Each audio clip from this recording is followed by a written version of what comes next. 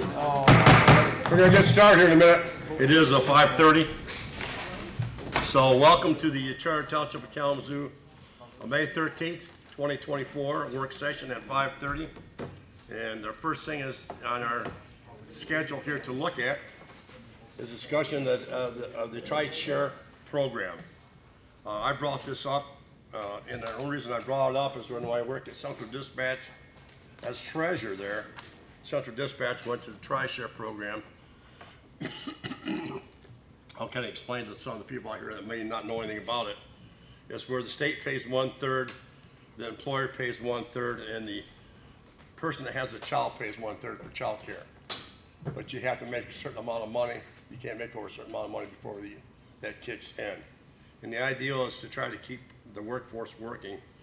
And what we found out at Central Dispatch is they found out that a lot of other places too, at CalSec and around, is with the two family people working today, it takes two incomes, but the problem is that if they take their child, one or two children, and they send them to the daycare center, by the time they're working, they eat up all the money they're making just for child care.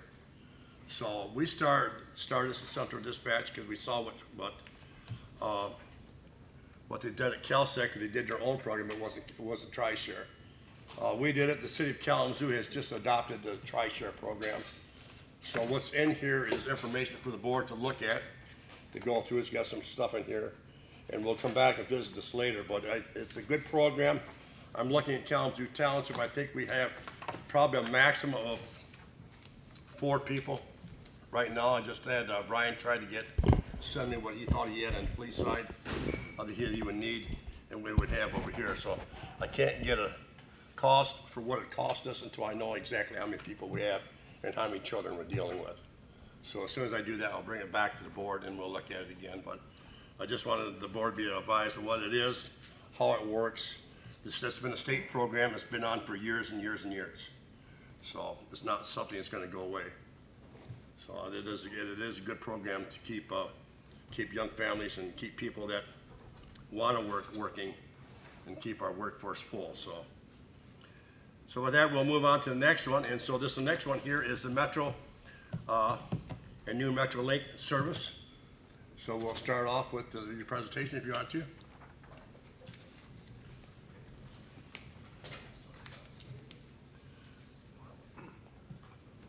Can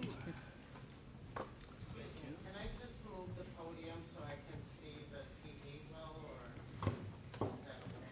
Where do you want me to? Just a little bit. It's covered this way. Go back. Back. Lean back. Perfect. Okay, I'm gonna screw up your camera guy here. No, you don't. Okay. Dive on. I try it from there. Thank you. Well, good evening, Supervisor Martin. Good evening. How are you? Township Board. Thank you for having me here tonight to talk about Metro, and I'll give a little overview of our variety of services and what's on our agenda for the upcoming year for service. Before I go into that, I just want to thank Kalamazoo Township for the tremendous partnership they've had with Metro for many, many years.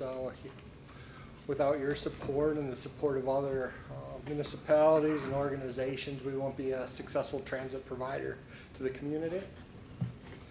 And for those that don't know me, I'm Sean McBride. I'm Executive Director of Metro. I've been in that role since about 2013 and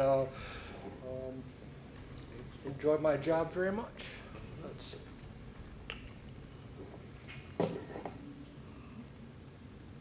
It should be it.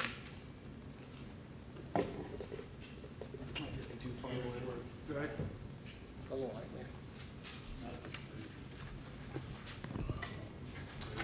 Okay. No, I can't read what I wrote up there. So.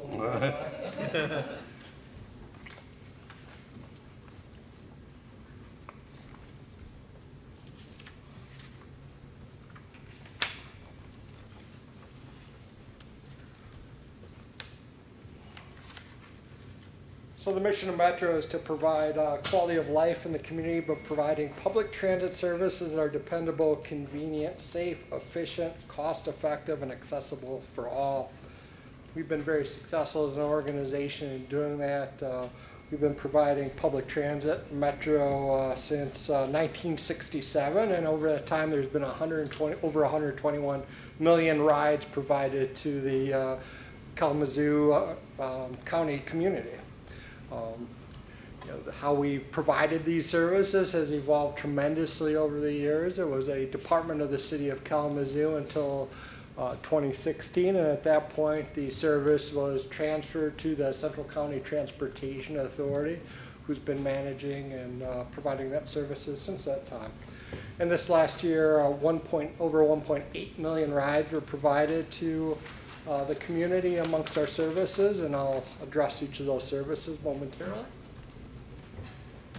Why do people use public transportation? They use it, two primary needs are: number one is to get people to jobs, and number two is to get people to the school. Kind of interestingly, our role as an economic development provider in the community is essential. We get people to jobs throughout the community.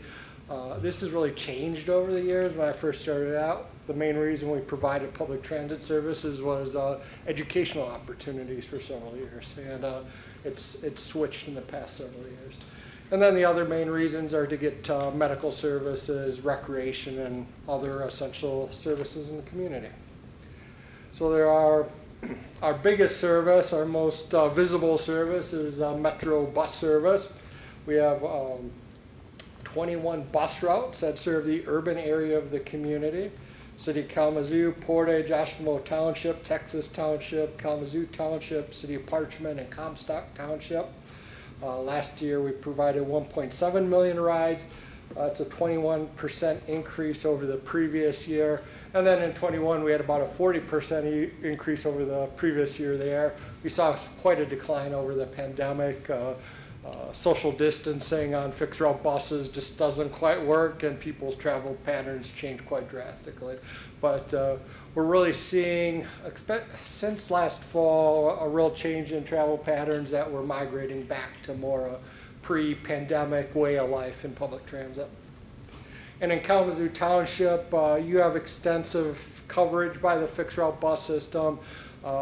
There's 9 or 10 routes. I couldn't quite tell on one if it was in Kalamazoo Township or not with the hopscotching of your boundaries, but at least close to half of the routes of Metro Transit serve extensively Kalamazoo Township. One of the things we've really been focused on as an organization is safety and security. Not just the perception of safety and security, but the reality of safety and security. A couple of years ago, right after Thanksgiving, our organization was involved in a tragic shooting at the transportation center. 3 of our passengers were shot. The shooter was quickly apprehended and killed by the Kalamazoo Department of Public Safety in their response. They responded almost immediately. But that really put a focus on our organization on what are things that we can do to provide the highest level of safety for our riders, the community, and our staff. A couple of the innovative things that we have done is, number one, we work extensively with the Transportation Security Administration, the TSA. We have a partnership with them where they've come in and done an assessment of our organization. They come in regularly and do trainings with our staff, kind of see something, say something trainings, and a variety of other trainings. We also have hired different staff. Right now we've hired a dedicated safety and security manager. In the past, previous to this incident, was a shared responsibility over several of our line department supervisors, and now it's a dedicated function within our organization. And in the last year we've also hired a new security firm, Charles Brook, and they've done an outstanding job. They provide security officers on site from 5 a.m. in the morning till about 11 o'clock at night. Move on to the next slide. Our next most visible service is Metro Connect. That's in a lot of communities it's called Dial a Ride. It's a county-wide service. Anyone in the county can use it to go anywhere in the county. If you're a senior citizen or individual with disability, the rides are discounted. For senior citizens or individuals with disabilities, the ride per trip, the cost per trip would be either $3 or $4. You'll need to be pre-certified. And then basically how the service works is you call ahead and schedule your trip from up to a week in advance. We do have some same-day service, but pretty minimal. And then the trip is scheduled from door to door. We also serve outside the Kalamazoo County area, the VA hospital in Battle Creek, and have at least a van or two go over there every day. It's used extensively. In last fiscal year, we provided 126,000 rides, which was a 14% increase over the previous year. And in Kalamazoo Township, last year we provided 7,730 rides to Kalamazoo Township residents. And the service is getting closer, is nearing pre-pandemic levels of service, and it's taken off very quickly. We see extensive trips being coordinated through nonprofit organizations through the community.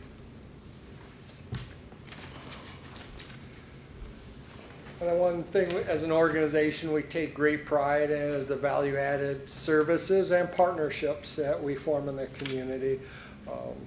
And just this week, just within the last week, one of the services we provide is working with the county's Emergency Operations Center. We're part of the Emergency Operations Center response, and the night of the tornado, luckily we were safe. It was kind of an interesting night. We have buses all over in every corner of the community, and our response was, once the tornado sirens went off, that the bus drivers get to the next safest location, unload the passengers and themselves, and barricade in place. It could be a Lowe's or a Myers or whatever, oftentimes it is, or it could be the end of the line. But there was a couple of buses that were out in the middle of nowhere, and they just happened to be near a brother-in-law's house, and knocked on the brother-in-law's house and went into the basement. The driver with about 3 passengers down in the basement until they were safe. And then we had difficulties accessing Portage after the storm, obviously. So those buses were pulled out of service running our regular route, but were part of the response to the tornado and helped evacuate those that were displaced in their homes to temporary shelters. So we did that both at Pavilion Estates and then at Shearing and Westnage in Portage.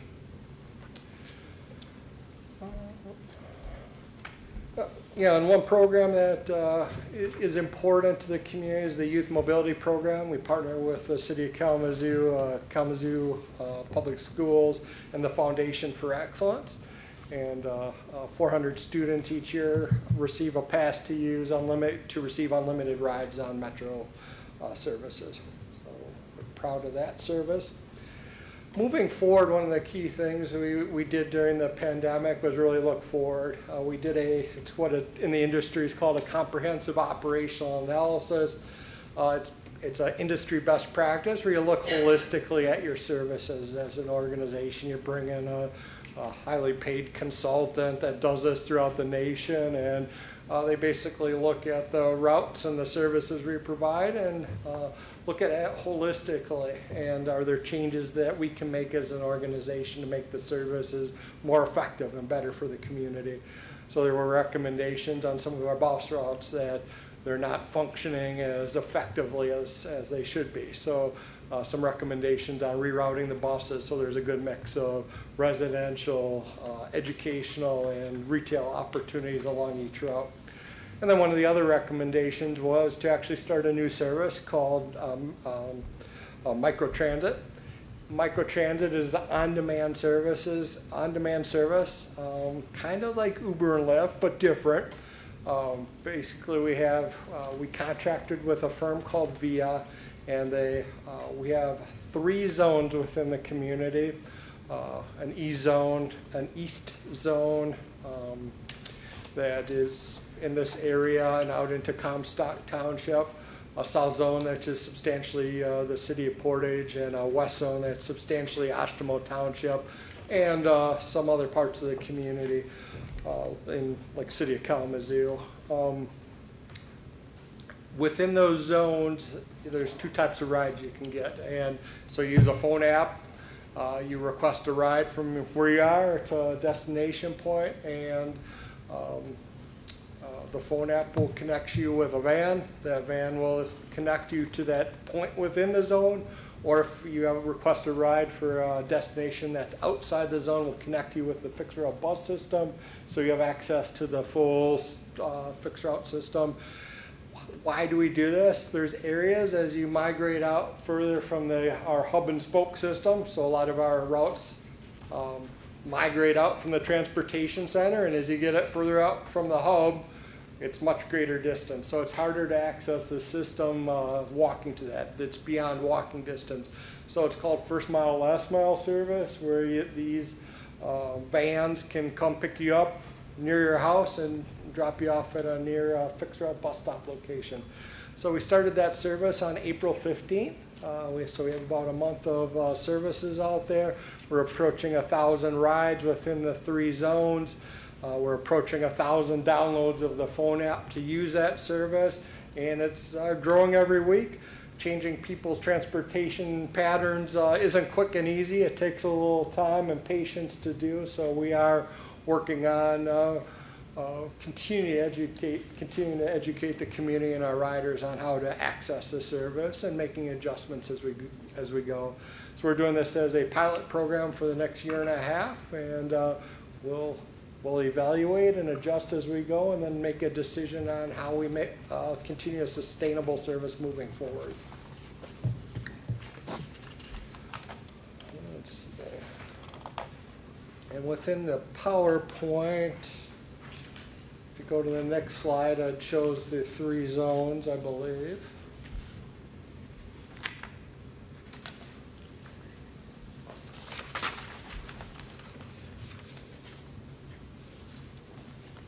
And to upload the MetroLink phone app, you can go to your app store, be it an Android or Apple phone app, and type in MetroLink. The name of the service is called MetroLink, and upload MetroLink Kalamazoo, and the phone app should load up pretty easily and for free. The cost of the ride is we're aligning it with the fixed route bus system. For the cost per trip is $1.50, and then you can also transfer within the fixed route bus system. The other thing that we're working on as an organization is our overall board governance. We have actually 2 board of directors that work collaboratively, are appointed by the County Board of Commissioners to oversee the public transit system.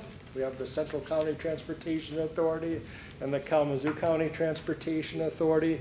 They work jointly and meet jointly. We actually had our Board of Directors meeting earlier today at 11:30. We meet the second Monday of each month, and these 2 boards work together. And the focus was, with the 11 members on one board and the 9 members on the other board, is how do we really maximize board members' involvement and what they bring to the table. They're very, Lisa Mackey is a member of the board, and we've had other Kalamazoo Township officials over the years also serve on the board. I don't know, Steve, have you ever been on that? I was on an advisory committee. Steve was on the advisory Not a rock star committee. like the clerk.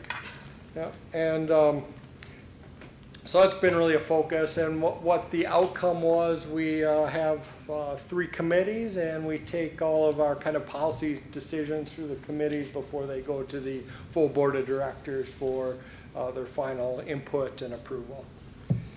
And then finally, a favorite topic of everyone is transit funding.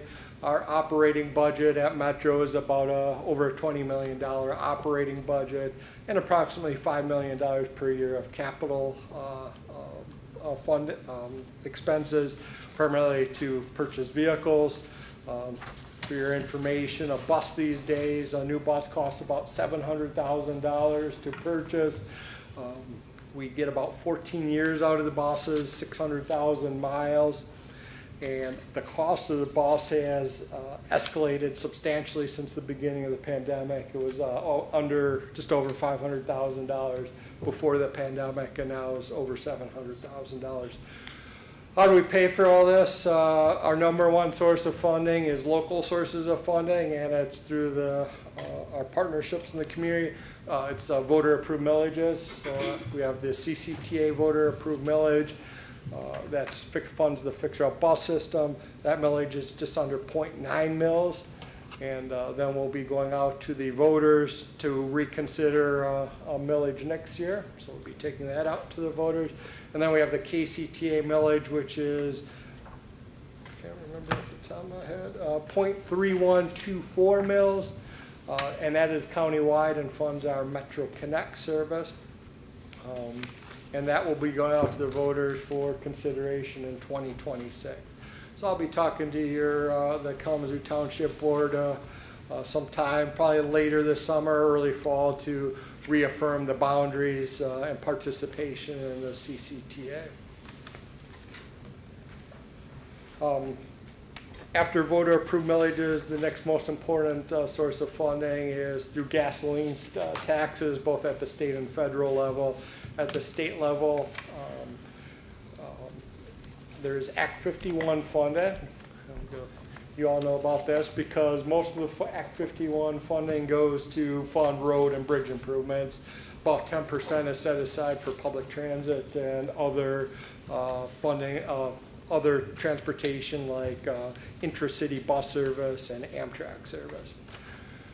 For every dollar we spend, we're reimbursed from the state of Michigan through MDOT through those funds. So we're reimbursed right over 30 cents on the dollar for our operating expenses. And our concern to the industry as operating expenses increase, and you're going to have these same concerns for roads and bridges, and miles on the road decline as battery vehicles and so forth are out there. How we're going to sustain funding for roads, bridges, and public transit. So that's going to be a big statewide policy issue moving forward into the future. It's stable at this point, but the ominous clouds are out there. And then the federal funding goes primarily to funding our capital expenses. And then fair revenue accounts and contracts like we have with Western Michigan University account for the remaining about 15%. As an organization, our fair recovery for an organization our size is on the leading edge. A lot of organizations our size collect a lot less fair revenue than we do. So that's the long and short of transit funding and the public transit update. Again, I want to thank Kalamazoo Township for their partnership, and to say that Metro is available to meet with organizations or with your board in the future. We want to find solutions that best meet the community needs. What we find is community public transit needs are very personalized and evolve over time, so we want to be creative in how we address those needs. Thank you. Thank you. Any questions, Steve? Let's Steve first. Okay. I just want to say that you mentioned or you noted the Bronson Bus to Work program. I just hope more employers would just notice that, because when I worked for Bronson, I participated in that program, and it was just so useful where I would get a pass to go to work, and it was so much more less stress. It was so much less stressful to go to work and commute back around with that, and it eliminated my car from parking downtown like that. So that's a great asset, especially for downtown businesses. And I wanted to ask about the Charles Brook. Does that also cover the jurisdiction of the whole transportation center, like the Amtrak areas as well? Yeah, their main staffing is during peak hours of service that we have up to 4 security guards on site at the transportation center, primarily covering the transportation center and our campus downtown. Okay, that makes sense. Thank you. Yeah. And then I have another plug, because I'm a great supporter of Metro, is that I literally chose my house because I wanted to be within walking distance to a bus line. I thought in case I wanted for environmental reasons to take it, for economic reasons, if I lost my job, I wanted to be able to, and I had to lose my car as well, I wanted to still be able to have access. So I think Kalamazoo Township is one of those awesome communities where, like you said, there's 9 or 10 or 11 bus routes that vast majority of our residents can jump on a bus when they choose to or need to, absolutely. So that's a great thing for our EXO, like we're an ex-suburb, we're the first historical suburb outside the city, and now it's like you've been describing, it's expanding to the super X or the, whatever they call them, the mega suburbs, as well, so there's service there too. Since I am a great fan of Metro, I got two tough questions for you. Before Uber was really getting started, I had a friend drop me off at the airport. I flew out to Seattle. I jumped on a bus, jumped on a ferry, then into another bus, got to my friend's house in Seattle. Like that, it was just seamless, wonderful, like that. And then I came back and reassured my wife, we'll just get the bus at the airport, like that. It was about noon, and I did not realize that it was commuter hours, so the bus stopped at about 10. So we ended up walking home all the way from the airport. So that's, 6 miles, like that, and with luggage. So I was not very popular in the household for a while, and I would see this micro transit maybe as a possible advantage for that. So when you get into the airport, as long as it's not after 10 o'clock at night, schedule a Metrolink trip, and then it would connect you likely to the Portage or one of the bus routes, come downtown and transfer into the final route to go home. Oh, good. Yep. And the last question I had for you is one that a number of us asked at the last time you were here, was about the prospect for more environmentally sensitive buses, where, hybrids or electric buses, and you shared with us then the costs were so much more. But since then, there have been, I think, at least 2 grant periods from the federal government. Yes. Targeted. Has that changed the picture at all? So I don't have a short answer to that. So let me give you a long answer to that. So what I talked about last time, the cost difference and some of the challenges with electric buses still exist. Number one is the cost of electric buses are approaching $1.2 million per bus, and I need to replace 45 buses, and so I can't replace buses with $1.2 million procurements. I need to keep them to the $700,000. The other challenge with battery buses is our range of coverage, that I can't go a full day on the charge of an electric bus. We'd have to come in and charge it midday. Primarily because a couple of things. One, we're in a hilly community. We're coming out of valley to go places, so you're using a lot of battery power, and then the heating and cooling. We have every scenario here. Batteries are getting better, but they're not there yet. However, there is extensive federal grant money available for zero and low emission vehicles. We have applied the past 3 years, and we have applied again this year for 7 hybrid battery buses that kind of mix the pros of a diesel fuel bus and a battery bus. And so we should be finding out, I'd say, in early fall, especially since it's an election year. They'll be announcing it in early fall on who receives those grants. And we're almost due, if not this year, in the following year. Thank you. Yep. Mark? In addition to the tornado, we have had lots and lots of road construction, some of it unanticipated, like the West Main water main break. Yes. And so you have to reroute some of your routes under those circumstances. How's that communicated with your riders? So, difficultly, if that's a word. It's a challenge. And we don't have a lot of good options with so many roads are under construction at the same time. So luckily I have excellent staff that are very adept at finding the detours, and our challenges and our organization is communicating that as soon as possible to the passengers. We use our websites, our social media, and our Truck My Bus is probably the best way for our regular riders to find out changes to the fixed route bus system.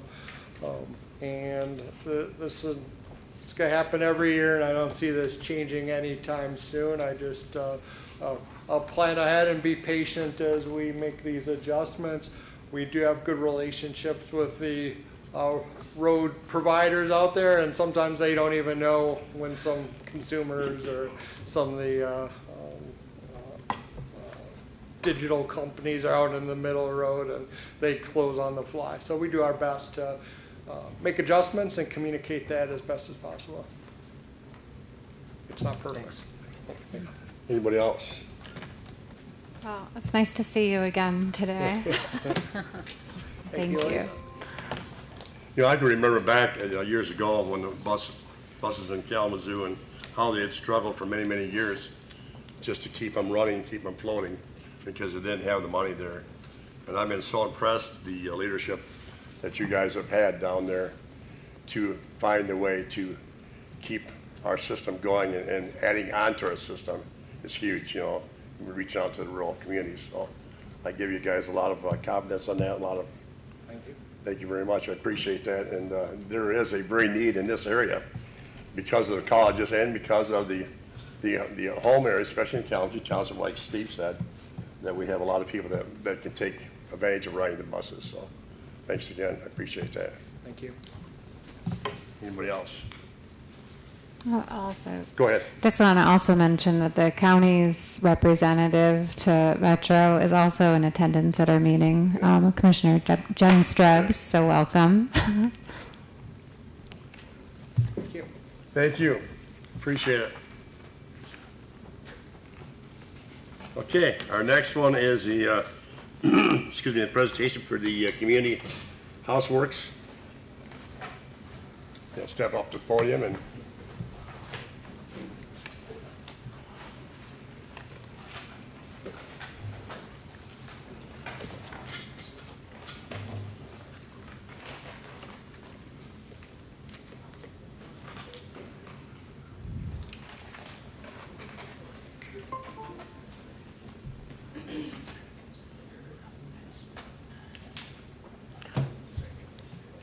I see what he's saying. It's hard to see.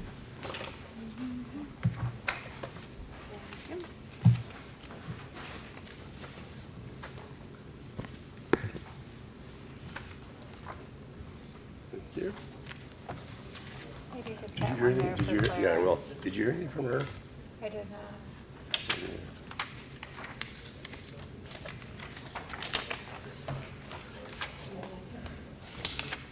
I did good with that. Thank you. It was Campbell World, Okay, right? it's looking. This was the updated.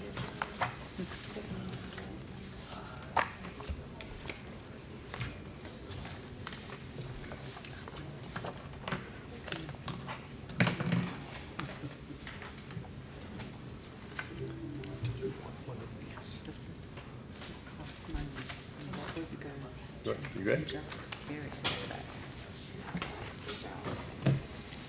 You doing my click for me? What's that? Are you clicking it for me, or am I over Yeah, here? I didn't know we had a brain flicker tonight, so. Oh, okay. That's perfectly fine. Well, my name is Eric Cunningham. First and foremost, thank you guys for allowing us to have a few moments to give you insight on this home ownership preservation partnership.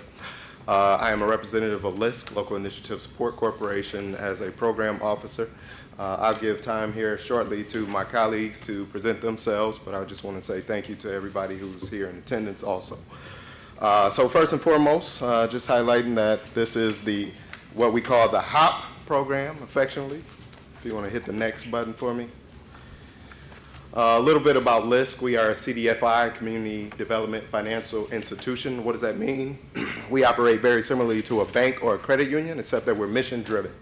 And so we've had the opportunity to work with residents and community partners in our community over the years. You want to hit next for me? And so again, most of that work is in the built environment. This is one of the projects in partnership with KBCC to create their culinary school downtown near Bronson. You see Bronson in the background. You can hit next for me. We've been around since 1988. This is some of the demographics in regards to our footprint. We've invested about $137 million in the community. We've leveraged $408 million. I think the piece that we're most excited, we eclipsed that 2 million square feet in space that we've been able to impact here in our community. Next for me, thank you. On this page right here is just really highlighting some individuals behind me who are very important to our community, individuals who have dedicated themselves, one of which also is I had the opportunity to serve with on the city commission, and I feel like he's missing a piece of his meeting today to be here with you guys. So I just want to acknowledge that. Those two partners is KNHS, Home Ownership Services, and Community Homework. Again, just touching on the program, the partnership is focused on improving the quality of single-family housing in Kalamazoo, and those dollars are directed directly towards the township of Kalamazoo. In this part, I'm actually going to bring up my two partners to introduce themselves and talk a little bit more about the work that they're doing in partnership with Liz. All right, thank you, Eric. Good evening, everybody. Just wanted to make sure to acknowledge, I know while we're talking about housing preservation and this work, there's certainly quite a few people in our county who are struggling this last week who either lost or had damaged housing, so keeping them in our thoughts. I also want to just take a moment to recognize Commissioner Strebs, who I know you all know very well, who's been really just an instrumental partner for us and advocate for the work of single-family rehab in the county, and recognizing that, if you're thinking of it as kind of a sinking ship, if you will. We'll call that the housing crisis. The sinking ship is the housing crisis, right? There are a lot of great organizations that are doing work to help people during the transition or get by, that are trying to empty the buckets as quickly as they can to keep that boat afloat. I really akin the work that we do in single-family rehab, both KNHS Home Ownership Services and Community Homeworks, as plugging that hole. The reality is that we're going to be continuing to build and build and build, even beyond those people who have a need for housing right now. If the people who already have safe and stable existing housing lose their housing because of a critical home repair. Oftentimes, it's just a single issue that arises. So I'll give you a good example. It's the middle of January, and your furnace goes out. You're not aware of any resources that exist in the community, and so your no furnace situation turns to frozen pipes. Your pipes burst. Now you have no heat, plumbing issues, which eventually will turn into like wood damage and mold and environmental issues for your family. And so you can see how one issue that costs about $4,500 can precipitate to somebody being in a condemned home and having to lose their home. And many of the issues that we serve, we solely serve health and safety issues in the county for individuals who are under 80% area median income. So again, we specifically only serve homeowners in the county. And I just want to really emphasize the work that this is specifically funding for Kalamazoo Township. And so you're going to hear us talk a little bit about what we could really use your help with to make sure that we get those funds out the door to support people within the township. The goal as well with this work is to support 24 homes in the township. We are very grateful for the support from Kalamazoo County to support us with many hundreds of thousands of dollars specifically to target in the township for this work. Community Homeworks is going to be focusing more on the interior type things like plumbing, electrical, HVAC, accessibility type issues. And then I'll leave it over to my colleague, Beth McCann from KNHS Home Ownership Services. I want to mention one of the really great hallmarks about this before I pass it over is that we talk on almost a weekly basis, which you can see when those silos are reduced and we're working together and we're talking, trying to co-serve participants, that the homeowner in our community wins, right? And so I just am so grateful for that strong partnership and bond between our organizations. As part of this grant, we've created what we're kind of terming as a universal application so that we're keeping people from having to reach out to two organizations for services if needed. And then we also have our teams talk on a regular basis on their behalf so that they don't have to go, try to go talk to two organizations simultaneously. So I'm passed over to Beth. Thanks, Chris. I echo, this has been a great partnership with LISC and Community Homeworks. If you're not familiar with Kalamazoo, KNHS Home Ownership Services, most people know us as KNHS. We've been around since 1981, and our mission is fostering home ownership and impacting neighborhoods to make sure that people have safe, sustainable, attainable housing. So last year in 2023, we helped over 1,067 people maintain or preserve their home in Kalamazoo County. And our economic impact with the funds that we're able to leverage was just over $13 million last year. We completed 43 roof rehabs in 2023, which was the largest number that we've ever completed. echoing again, this is for the township. If you're not aware how much a roof costs right now with skyrocketing costs since the pandemic, we're talking between $15,000 and $20,000 for a roof. So we do the outside envelope, we do the windows, we do the siding, we do the roof. So we make sure everything outside is intact for Chris's crew to come in and make sure that everything inside is intact. And all of this goes forward to build generational wealth for our community.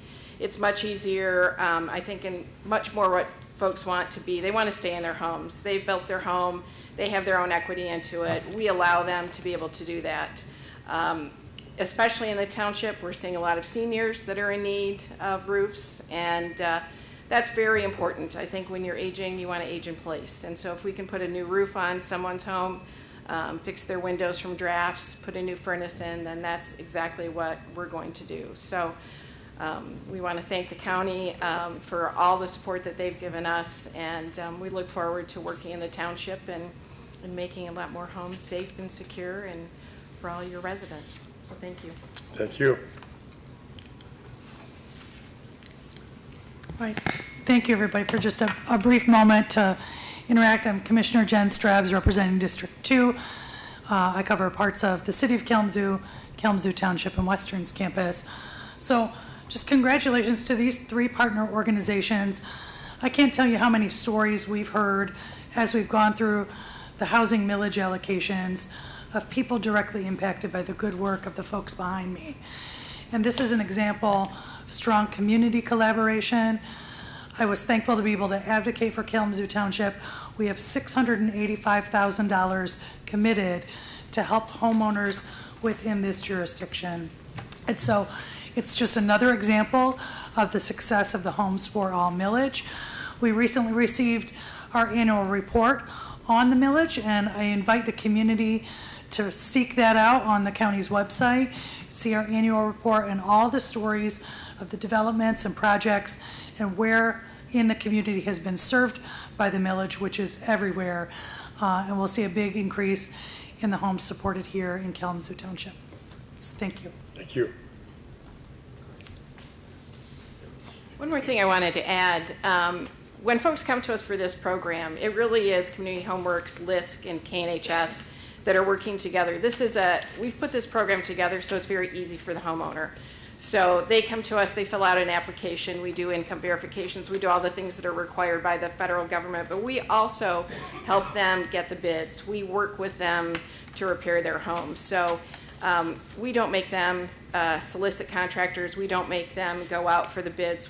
That's part of what we do as part of this. And I think for the clients, especially that are seniors, that's very important. The last thing you want to do is try to navigate getting bids for your roof and selecting your contractor and seeing it through. So whether it's inside the house or outside the house, that's an important part of this program that this is a full service grant program for your citizens of Kalamazoo Township. And what I love about these 2 organizations that we're partnering with and even the county millage is the intentionality around a holistic approach, as she just mentioned, ushering the homeowner through the entire process. Oftentimes it can be daunting. But not only that, but the intentionality around making sure we're working with local contractors, individuals from our community who already have familiarity with our community, and making sure we circulate that wealth. So I think that's another piece that is a good opportunity to highlight. This next slide just kind of talks again to each agency. I won't repeat, as both agencies have kind of highlighted the place and space that they operate in, along with LISC, Local Initiative Support Corporation. Again, call to action. This is our ask. Our ask is that you think about your family member, your cousin, your friend, your neighbor, who, as you drive down the street, you may recognize there's a need, and just on the exterior, or you just may recognize through conversation that somebody is in need. And so we want to make sure that you guys are walking away from here with a homework assignment. Nobody is exempt from that. So that we can, A, get these dollars out of the door as soon as possible, and then B, re-up this collaboration to make sure that we are trying to find more dollars to invest in our community and leverage more opportunities to work collectively. Any other statements or comments? Team? Questions? And you can hit next on the slide. I'll let Mark too. go first. Go ahead, Mark. So I see that there is a tranche of funding just for Kalamazoo Township, and I presume that that's true for the other municipalities. How does that work? How does it set up that way? Well, we put in the ask for a countywide project, and the county, Jen Strebs, specifically said, let's target Township with this initiative. So actually, that tranche is directly for you guys, and that's where we're working at. Oh, okay. And if we do, we have this brochure, which has contact information in it. That's the main thing we can share with those who are, who we see that we could say this family could use our help. Okay. You can reach out to either organization, or any of us, any of the organizations, and we are in such close contact that if someone calls KNHS and needs a furnace, we're calling Community Homeworks and vice versa. So there's multiple ways to access us, same with LISC. So however, all our contact information, I think, is in the last part of the slide. So whatever you see, and if you see a street that's in particularly hard hit, we're happy to go out and evaluate and look at it neighborhood by neighborhood, street by street, too. Well, thank you very much for the presentation and for the work. Great. Steve, did you have something? Well, I was going to extend Eric's call for action, because, also, these are organizations that need additional funding. Like, I've donated to Community Homeworks before. I've donated tools so that, rakes and saws. I gave him my grandfather's, who was a carpenter, gave him 6 saws, so people could do more repairs at their home, and I've witnessed one of the workshops that was an excellent way to help educate homeowners, because it's not enough just to have a home. You have to take care of it and have the education to manage that. And I used to work in the county weatherization office, and during the stimulus program under President Obama, we weatherized 600 houses in the area countywide in a little less than 3 years. And that was an example where Chris had mentioned, that it could be something happens and then it snowballs into these bigger things. And I would say one of the most common examples I witnessed as a program coordinator for that was a single parent having a leaky toilet, a water line to the toilet. It ends up rotting the wood floor. The toilet falls to the basement. Nobody has any resources to take care of that, and the family just falls into chaos from that, just from a leak on a toilet. And so this program is a godsend to be able to address those needs. Another one was the most common thing I found amongst elderly people was that they didn't feel comfortable getting up on a ladder anymore and cleaning out the gutters. So the gutters got full of organic leaves and things like that, and then the water started spilling right into the window wells, and then going right into the basement. You're not gonna all this, then it's moldy, everything's damaged in the basement, everything snowballs from there. The kids are like, Mom, why didn't you tell us? Because they're too proud. And so, like Beth said, the aging in place is a priority in our township master plan, our current one and our future one. So we're right in alignment with each other. And one question I had was, when Beth had mentioned we take care of the building envelope, which is weatherization talk, that's the way. And but it's more than just windows. So I just wanted to confirm from my knowledge that that's sealing the house, because I found just a few dollars on some caulk reduced the air exchanges by 20% on weatherization, but also insulation, and far more important to put insulation on the attic than new windows, because heat rises. And that. But I was wondering to what extent weatherization gets addressed for insulation and air bypasses. I think it gets addressed on an as-needed basis. Mm-hmm. So, quite frequently, if we're doing a roof or we're doing windows, there's insulation that goes right along with that. So, we don't really exclude it, we don't include it. It's really case by case, need by need. So that's good. And then that would also, I imagine, include like a blower door test, making sure by the end the house is a safe house. And there's some other organizations in town historically who have done weatherization services without actually doing the blower door test. So when they left, the house got moldy, things like that, and people weren't better off. So I'm so glad you're taking the holistic scientific approach. Yeah, we're very concerned about environmental hazards. If you're not aware, KNHS does lead paint hazard remediation as well in a $6 million grant with the city of Kalamazoo. So environmental hazards are near and dear to our heart, if you want to say that. We want to make sure that people live in a safe environment, and mold is one of the main things we find, especially in these situations. It's around the windows, it's in the roof, it's in the walls, and a lot of times it's exactly from what you said. Yeah. So, Thank you.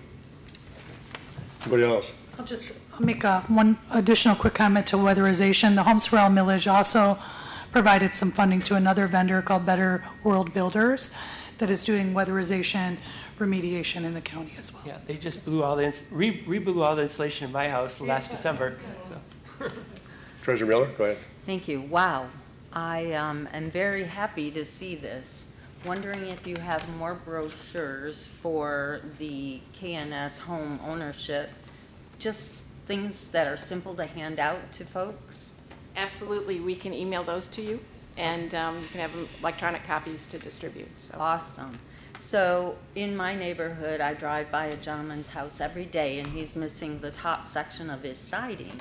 And I just said to my friend the other day, I'm like, I'm really going to check into some grants in the state and see if I can get some money to help, you know, secure the outside of his home. I have no idea what it is inside, but I was driving by and the garage door was open and it looked like a rafter was falling. So I'm like, oh no.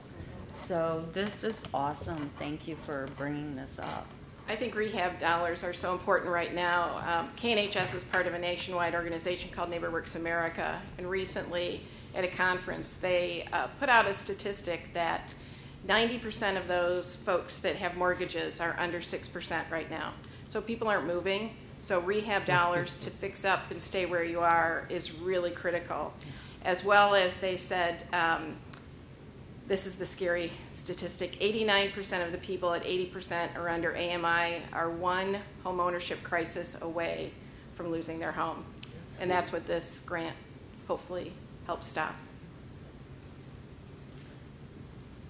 Something else, a couple of things I wanted to share as well. So one is we also, both of our organizations offer home ownership courses or workshops that people can attend. Those are incredibly valuable because you were mentioning the gutters example. If there is one component that I will tell you is the most, I guess, damning part to a house, it is water. It is the enemy of a home. And the gutters are enemy number one. And so, but people don't realize that. They don't realize how critical that is. So we offer classes from everything from how to change a toilet handle to how to, clean out your gutters and the impact of that on your foundation and things like that.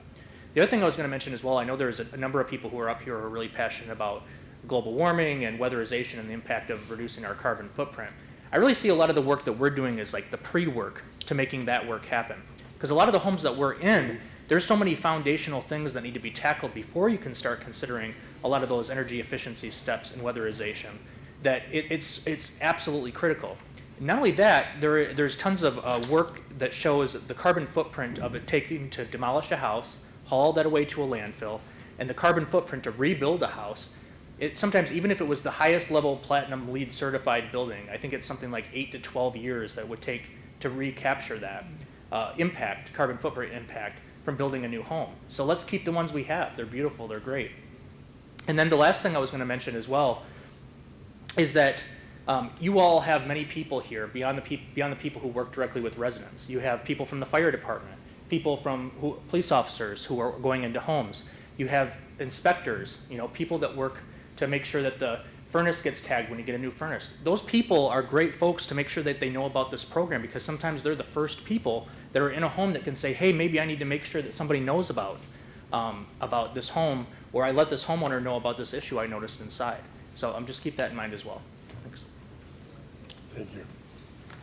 Shireen, go ahead. Okay. One last thing to mention to piggyback on top of this. KNHS is building over the next 2 years 4 new builds in Kalamazoo Township. They are all electric, energy efficient homes. If you drive by Fenimore right now, I think it's 611 Fenimore, you'll see that one of those homes is almost complete. So those are, they're beautiful homes, they're energy efficient, And funding for that is thanks to the Housing for All millage. I went by, I did not know that. I went by that because they're trying to get the sewer and water in. Yes. And the 611, it's a two-story house. Yes. Very, very nice to talk to the gentleman that was one of the contractors, so. Thank you. Very good. Again, Sure. as you, these are very sophisticated organizations. We should be very happy to have in our community. I work in communities in the west, east, southwest Michigan. And so working with them makes life easier. A lot of that infrastructure isn't in other communities. So I just want to highlight my appreciation again for these two organizations. Also, as we talk about weatherization, LISC has received a $2 billion grant in partnership with 4 other organizations around green technology. And so that was announced maybe a week or 2 ago, so there's a lot of homework. But just be on the lookout for more opportunities and funding that will be coming into our community to try and address some of those needs and concerns. Thank you. I'm just going to address you back at 611 Fenimore a minute. We've been trying to, going back and forth with the contractor, trying to get the sewer hookup because they had paid whoever owned the property had paid to have a line down the front of it, but they didn't have paid to have the connection put in. Well, the connection to put into the house was $37,000 for us that we would have to pay, township would have to pay. So I've been working with city water department, with county roads, and everybody can to try to get our bill where we need to go. And so they've worked together a plan where they can dig a hole and they can bring both lines in that they need to, so then we can share the cost of that. I'm so grateful.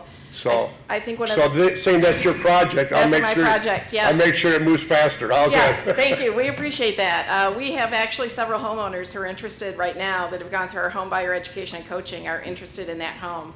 So they drive by and report back to their coaches to say, oh my gosh, we've got the siding on, or oh my gosh, the windows are in. So we're very anxious to get folks in there, and we do appreciate so that you've gone to bat for helping with those costs. I think the one thing in building that we've learned, we've built 23 new build homes since our program, the Kalamazoo Attainable Homes Partnership, started.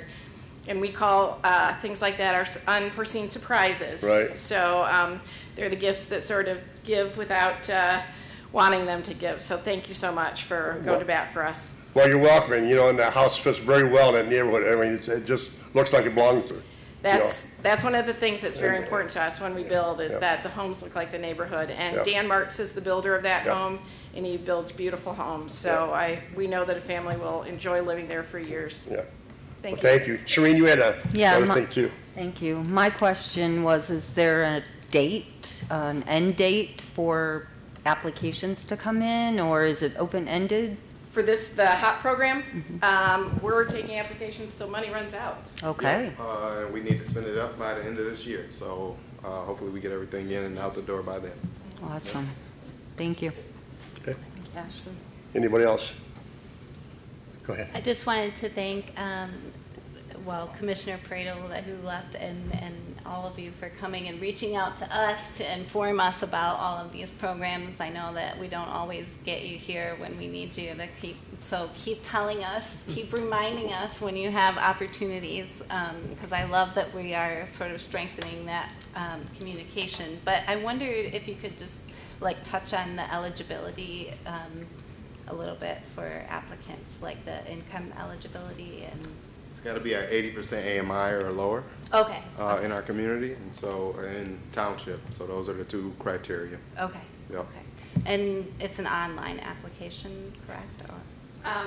No, actually, it's a paper application. So to income verify, we need things like pay stubs and bank statements and things like that. So we always encourage people, both Community Homeworks and KNHS, to have somebody apply. We'll go through the income verification. Folks rule themselves out and think, oh, I make too much.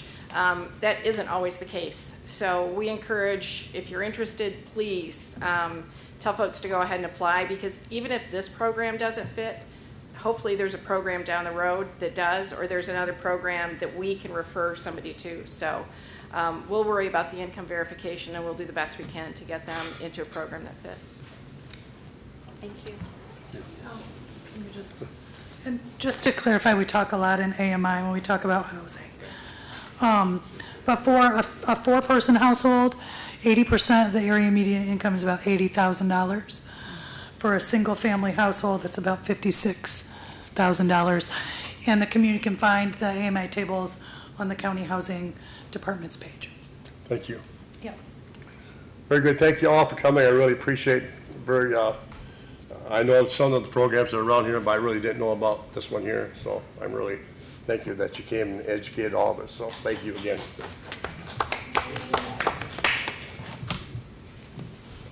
Okay, the next one was Steve's, mine's, yours, and I get Jerris's on this. And this is the discussion of the 2019 decommission of the emergency warning sirens. And Jerris, I'm probably going to have you speak first and tell us what you know, and then we'll add on to it. How's that? I did hear about it. I did hear it go on. Sure. Here to answer any questions you guys have, but yeah, the tornado sirens were decommissioned back in 2019 through a cooperative effort with the township board as well as the community. Tried to pass that information out as wide as we could at the time. I know in the pamphlets that got distributed, there's a MLive article that we got put out to the public at the time. We also have had weather radios available for purchase here at the township at the cost that the township could acquire them for. We still have some in the building. Yeah, I'd be happy to answer any questions you guys have about that process. Or Sure, go ahead. I was just curious, because I was here in this building, and I heard the siren very loud and clear, so I was just assuming, oh, ours came back alive and we're warning people, but that's not the case, I'm thinking. no, probably with our proximity to the city of Kalamazoo, you were hearing those tornado sirens. There's one on Mount Olivet. That would be quite good coverage northeast of here with that siren. Yeah, and I'll add on to it a little bit, and then I'll let you get back to you in a minute. In the Kalamazoo County area, the only ones that have sirens right now is the city of Portage and the city of Kalamazoo. Oshawa does not, Kalamazoo Township does not, Comstock does not, Richland does not, Texas Township does not. Cooper's got some, but Coopers are not working right now. So any sirens that went off was either the city of Kalamazoo or Portage's sirens. Now, I talked to Jeff Troyer today at Central Dispatch because they could send them off at their own stations, control municipalities like the city of Kalamazoo or the city of Portage, or they could send them off at Central Dispatch. And the ones at Portage were sent off by the Portage people there, and they were not sent off by dispatch. So those sirens, when they were originally in the sirens that were put up, those are civil defense sirens that were made in 1940.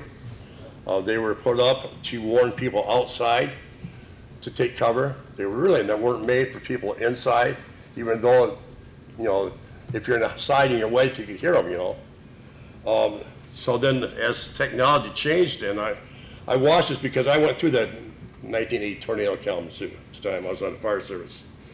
And that is totally different than what we had this time as far as news media goes, as far as coverage that we have with the new technology of what's out there on the radar screens. I mean, Channel 3 did an excellent job step by step. Channel 8 did the same thing, but Channel 3 stayed on all the time. With the smartphones today, and with the TV broadcasts as they are, we get some really good alerts and stuff ahead of time. And I will tell you one thing, the alerts that came out off TV and off came to some of the phones, came out way before the sirens went off in Portage to take cover. And we had more than one tornado. I mean, there were 4 tornadoes that came down. We happened to camp in Decatur, Michigan, and on weekends. They came off, the first one was coming down between Dowagiac and Decatur, was on 51. So it was on the ground on M51, where our campground is just off M51 to the north. It's south of 151. Okay? It did hit in Dowagiac. It did hit some other areas out there. And then as it went down through, it hit the areas this way. And then it hit Portage, but it hit out that way also. So there were 4 tornadoes that they touched. 2 were F2s and 2 were F1s. So but no one got hurt. This township here sent equipment out to Portage. Portage asked for equipment, and they asked for all the manpower they could get as far as firefighters, and the chief can tell you that. I think we sent out either 3 or 4 engines and 1 ladder truck and 2 squad vehicles out there. So we had people out there helping Portage search and rescue through their buildings, and luckily they had nobody killed and then 1 slightly really injured. I mean, they had some people that were scratched up a little bit, but only 1 wasn't really any injuries at all. So just a great job by them, but the warning was great too. So I'll let him go ahead first, Mike, and then we'll go ahead. Okay. Did I lead you into anything, or take it away from you? No, I absolutely happy to answer any questions along those lines. Anything? I just wondered if you could tell us how much the radios are and where and how people can purchase them. Yeah, and included in the packets of information, it's on the fire department webpage as well. And my understanding is the front counter here is where you'd come to purchase them. Right, and I How think much are they? Still $25 is what we bought them for 5 years ago. We still got that remaining stock, so whenever we reorder, that cost might change. Yeah, when If we it's order more it- expensive now for us to get them, but I don't see us needing to up the price Yeah. for what we've already purchased. No, but the ones that now to replace them are 35 instead of 25. I checked on that, so they have gone up the last 5 years. Have we looked for grants For, for weather radios or so that we don't have to charge people? I have not. Maybe that's something we should do. Yeah. That's an option. Steve, did you have anything that you want to add on to it, saying that you were part of this? This was your stuff that you brought back up. Yeah, I just was aware of all the background, and it was Chief O'Brien at the time in 2019 took great pains to make sure all the details were covered and that many people could know, because this was a monumental change. And the only thing I could add that hasn't been said very well already is that there always was a little bit of a false confidence. I can't remember the right word for that, where people say, "Oh, I didn't hear the sirens," because the sirens don't have 100% coverage historically in the past, like that. So there always was a risk to depend on an audio signal, and as the supervisor said, with the coverage, I watched for 3 hours, Fox TV, amazing coverage and meteorological reports like that, and I wouldn't have had that in 2000. So the resources were so much more available than ever before. I would like to point out, if you're trying to remain aware and prepared, make sure you get into all your cellular device connections and make sure your settings have wireless emergency alerts turned on. That's true. And it's not just for tornado sirens. Wireless emergency alerts can come for a whole host of things that unfortunately just a siren alerting system would not be able to tell you. Ready.gov is another great resource. It's linked on the website as well as here.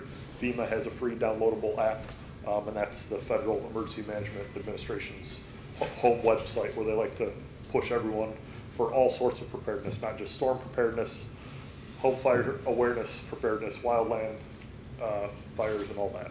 So. The only thing I would add is, again, a thank you, for the cooperative. That is our mission, to work with our neighbors, and that was exhibited with all area firefighters and police departments heading down to Portage and assisting where possible. And at a central dispatch meeting, if I interpreted the data right, I learned that between, for example, 6 and 7 o'clock that night, there were 20 dispatchers working, handling all the calls. They were handling calls at about 40 calls per minute. I can't imagine that. So that means each dispatcher was only on the line for an average of 30 seconds for a whole hour, and then it slightly dropped off after that, but that was the peak of the transmission times. So, from Central Dispatch, our public safety, and multiple communities, you can't say thank you enough. Yeah, thank you.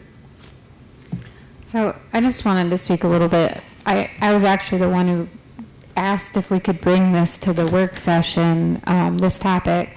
And part of that is because when the sirens were decommissioned in 2019, 3 of our board members were not on this board, so I wanted to make sure that we all had an understanding of the reason why we didn't make the investment to upgrade those systems at the time, and it was cost prohibitive.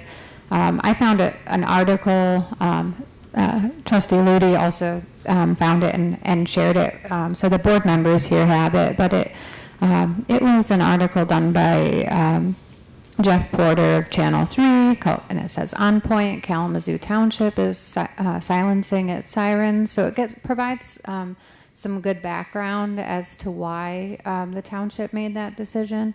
And at the time, our township manager said that it would be, somewhere north of $250,000 to get into, to make these repairs. I believe it's probably quite a bit more than that today. This article was dated 2019. And so I'm not sure if the way forward is for us to change course and to put money into bringing a system like that back.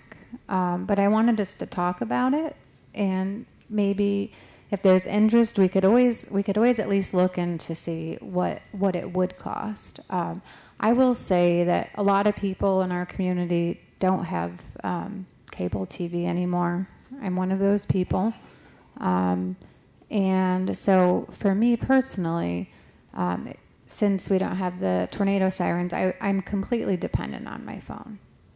And any time there's a storm, I'm always telling my daughters, "Oh, please make sure that your phones are charged, because that's our only hope." And so people don't always have a charged phone, and so it's hard when we're so dependent on just one way of getting that message if there is an emergency.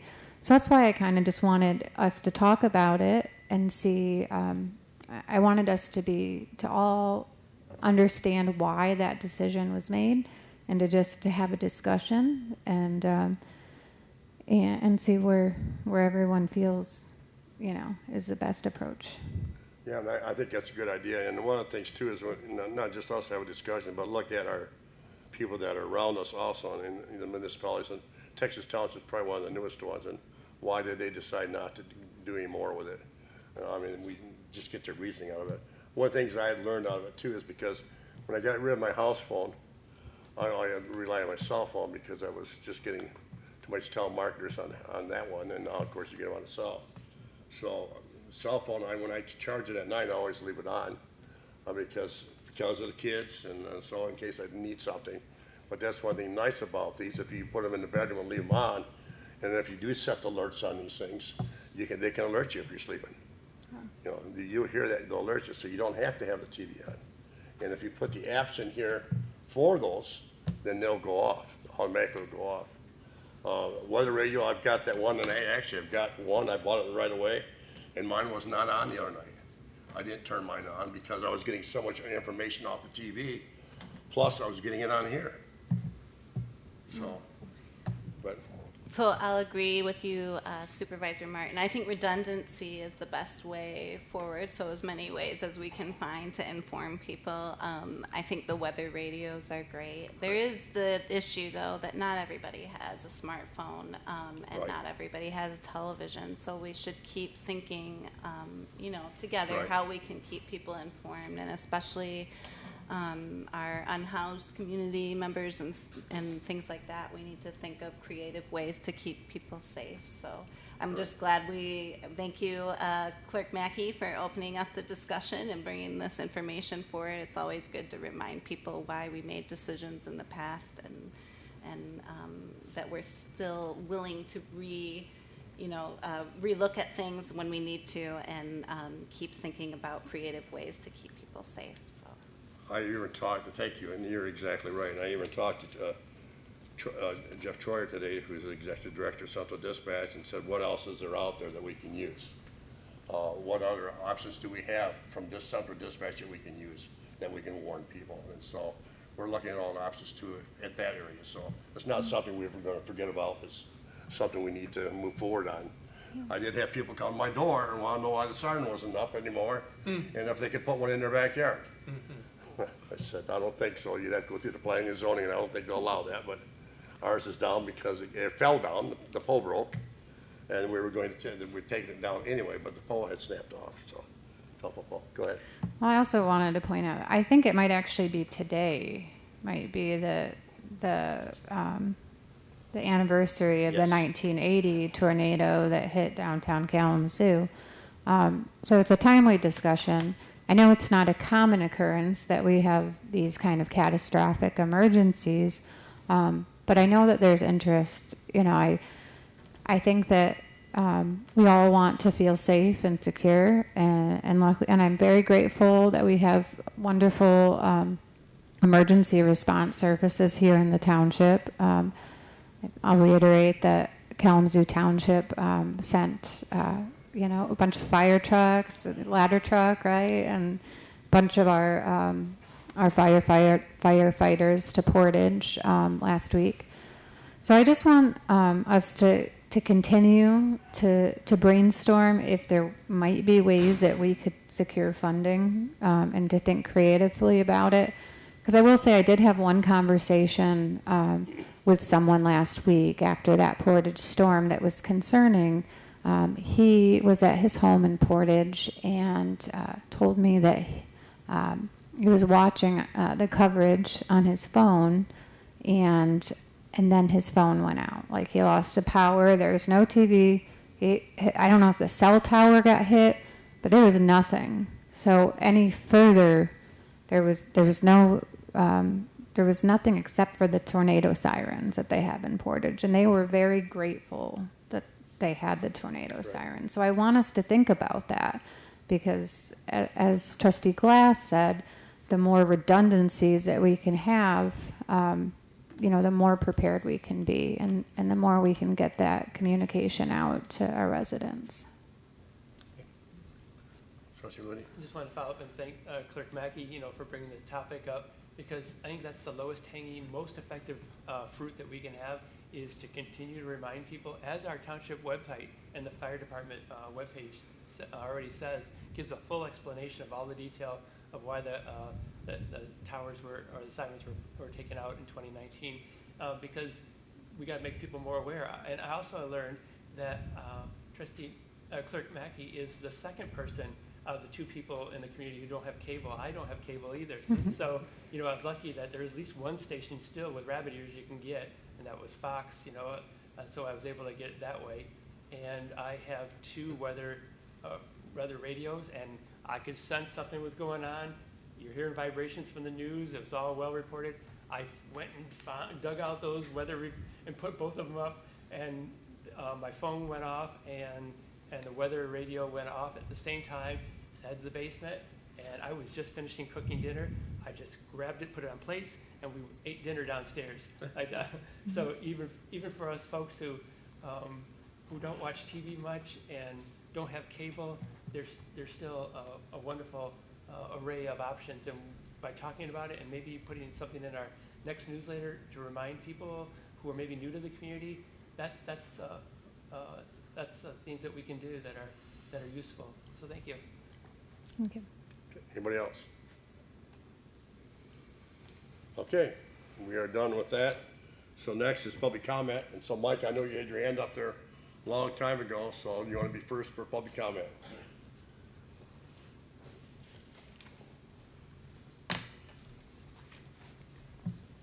Sure, Mike Seals, 3743 Gull Road.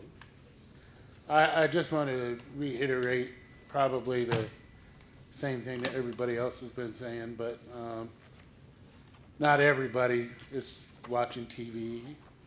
Not everybody's watching the weather. We do have people that don't have internet. We do have people that don't have smartphones. And I'm not sure whether that alert went out through Central Dispatch or if it went out through the National Weather Service that alerted us on our phone. It went through both. Yeah. So, I mean, because I got my alerts quite handily on my phone. It was nice to, not have to rely on a siren, but I did hear a siren at my house, so it must have been the city's. over here on Mount Olivet. But I think that we should advertise in a newsletter and on the front of the website, especially during the weather, the seasonal weather alert month that we have, that radios are available, radios are available at the township. They are, I presume, backup or battery backup, right? Yes. So if they are battery backup, then these would be good for people in homes that might not have the technology at their house. And we should advertise that in a big way so that people can get the information they need during a storm. Because I know people that live close to me that don't have any electronic stuff in their house. And I also am concerned about the homeless people that are living in our pockets of areas, and maybe, I don't know if there's any policy in place now to check those areas when we have weather like that, to get those people to safety, but I think that that's something that should be in a policy to support protecting our homeless people, because we do have them in our community. And fire and police all know where they're at least I hope they do, so that they can warn them if something like this is happening. This could have been a lot worse than it was. I was in 1980, this storm in 1980. I have not forgotten that. That was a day that I will never forget.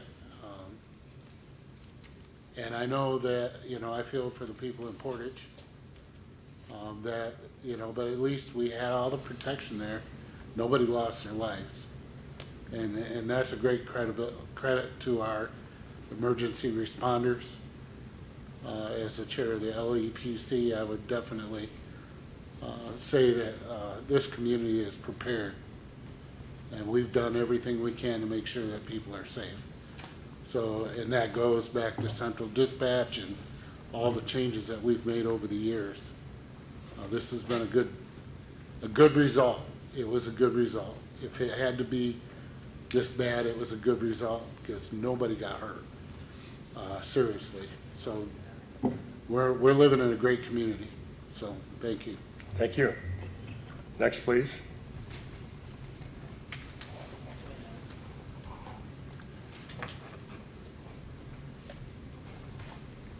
So, I have a different viewpoint as far as the sirens are concerned. I found myself waiting to hear an alarm to go off. Yes, I have a cell phone. I was watching Channel 3 and Channel 8 and Fox. I'm lucky to have that. And yes, I do have cable. I'm fortunate to have that. But all of the channels just froze.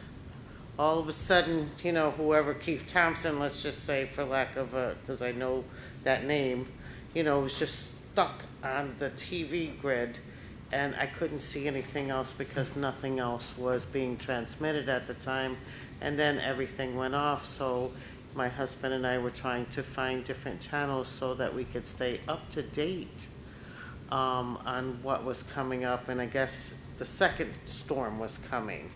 And yes, we did get an alert, and I even looked at Facebook because, Channel 3, WMT sometimes is live. So I was looking at that, and all of that was stuck.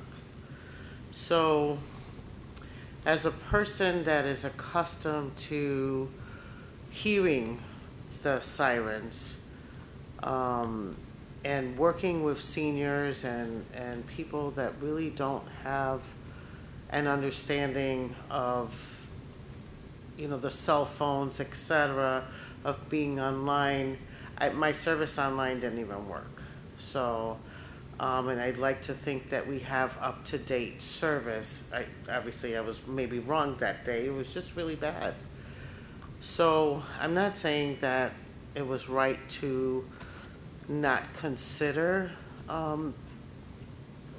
taking down the sirens, et cetera, but, you know, maybe there's just some other way to promote that so that we can help those vulnerable veterans, that too, but vulnerable seniors or folks that really just don't have that modem to get that information. That's the first thing I wanted to talk about. I wanted to thank Metro, Sean, for what he's doing for veterans. I know that there's a lot of changes and a lot of different things going on. I am very much aware of I was not aware of the transports to Battle Creek, VA, so I really am very grateful for that. And some of the folks that have talked about Metro Connect, the Metro rides, the singular rides, they have really been happy with that option. So I just wanted to let you know that. And then the last thing I just wanted to share about the Community Homeworks HOP project. So just full disclosure, I sit on the LISC board. I did not know this presentation was going to happen today, so I would like to say that. But on the ARPA committee, if some of you remember, Zach Bauer and Sonia Dean came and made that very presentation. So, and I would like to say maybe that was 6 months ago. So I'm really hoping that we not take advantage, that's kind of a different way to put it, but, you know, to really take a look at it and see how we can go ahead and promote it to our residents, or just when we're out walking, you know, Trustee Ludi, I know that you're out in the community all the time.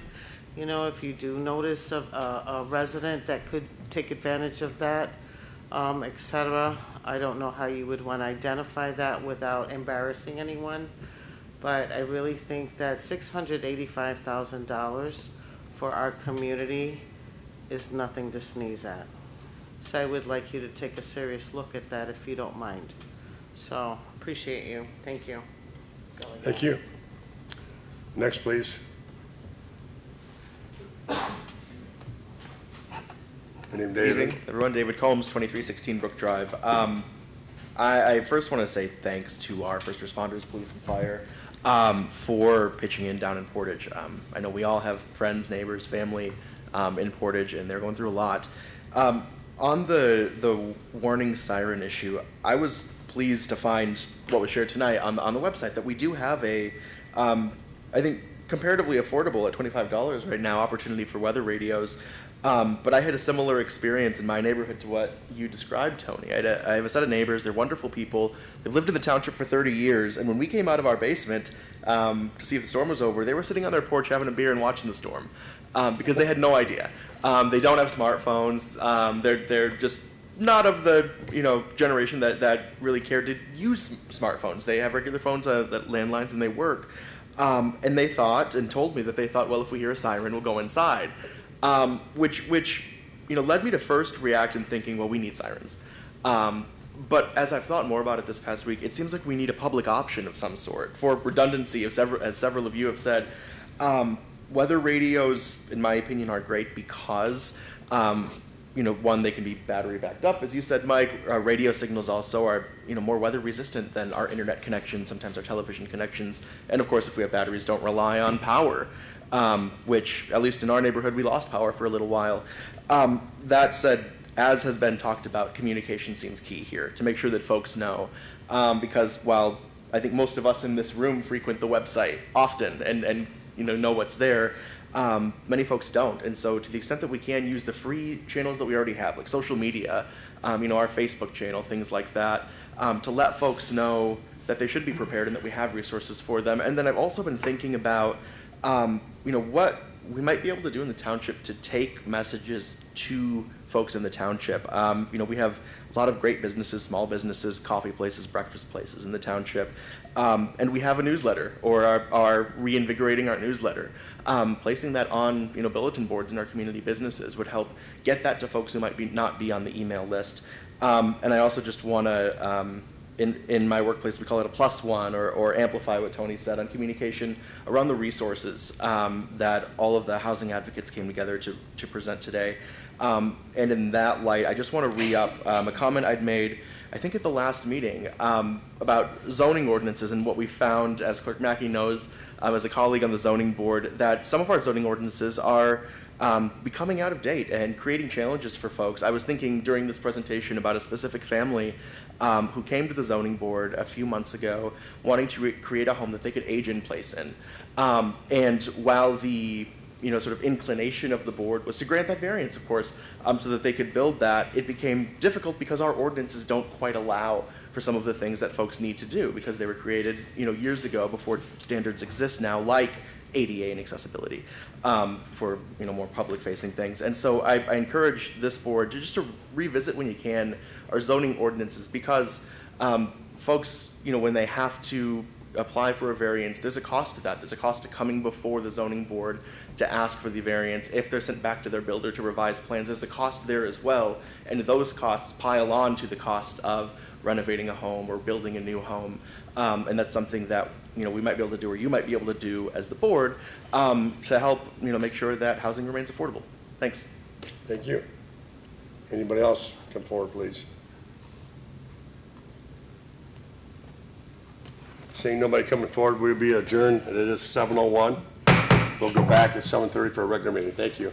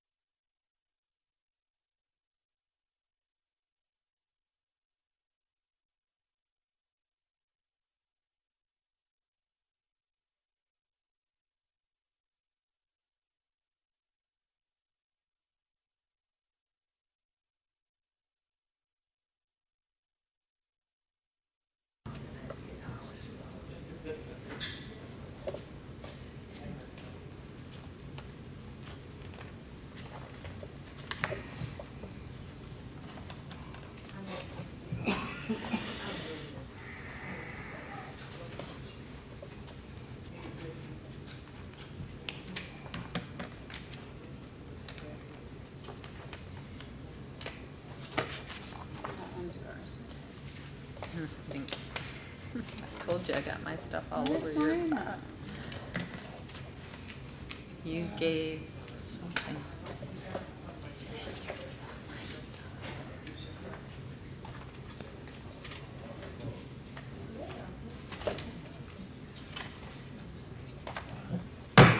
Good evening, welcome to the Charter Township of Kalamazoo regular board meeting on May 13th, 2024 at 7:30. And our first thing would be the Pledge of Allegiance, and Trustee Ludi, would you lead us, please? I pledge allegiance to the flag of the United States of America, and to the republic for which it stands, one nation, under God, indivisible, with liberty and justice for all. Thank you. We'll do a roll call, and we do have Trustee Robinson is absent. She is in transit, and I don't think she'll get here in time. So do I have a motion? I'd like to move to excuse Trustee Robinson from tonight's meeting. Support. Okay, all in favor say aye. Aye. Aye. Opposed say nay. Thank you. We just finally got a hold of her. Phone died, so that's why I was looking at my phone, just because she never misses a meeting, and I want to make sure she was okay. And she is okay. She's just en route, and her phone had died. So she said, I sent a message, but I know it didn't go through, or didn't think it went through. So is there any additions or deletions to the agenda? Mr. Supervisor? Yes, ma'am. Yes, I'd like to make some. I'd actually requested some edits on Friday to the agenda or to the board packet. Those edits did not get made to the board packet that is put online. But there was an updated form here that we all received with the agenda that has errors as well. Okay. So, the edits that I requested was that under the consent agenda for approval of, I had requested that the payment of the bills in the amount of $144,339.46 be put under 6D, and then receipt of the check disbursement report for April 2024. That should be for the receipt of, that should be item D, and item E should be added, check register report for April of 2024. The document that was placed here when we came in the room has a different number, so make sure that you have the proper payment of the bills amount on your agenda. Thank you. We'll address that tomorrow. Thank you. Okay, anybody else? Okay. Do we have, okay, there was no additions. Okay, we'll get on. The next one is public comment. You have 3 minutes. Please come to the podium. Give us your name and where you live. Hi, Tony Kennedy, 1114 Arthur Avenue. I wanted to invite you, as you well know, that this is Memorial Weekend and Memorial Day, and I honestly don't remember ever seeing a township anybody attend the memorial service, which is promptly at 11 o'clock, right down on Gull Road at Riverside Cemetery. And I was hoping that we could make a showing. I don't have the flyer with me. I'm really sorry I didn't get it copied in time. But I will email it to someone if you tell me who. And so you have the information, or maybe you can come with a friend or a veteran. Our guest of honor is the executive director of the Battle Creek Veterans Administration. And I'm really hoping that we can show her how Kalamazoo brings it together for veterans. So, yes. What's the date on that again? Oh, I'm sorry. May 27th. It is from 11 to 12. And we are very mindful of everyone's time. We do finish at 12:05. maximum because we know it's in the center of, the weekends. A lot of people come to this and then they go off with their families to barbecues, etc. So I really would love, as a township resident, to see my township board, if you can, just come and spend an hour. There is a parade, but, especially the memorial service. So, thank you. She's a very nice person. I've met her. Michelle Martin? Yes. Yes, she is amazing. Thank you. Thank We'll you. come see her again. Yes. Anybody else, please?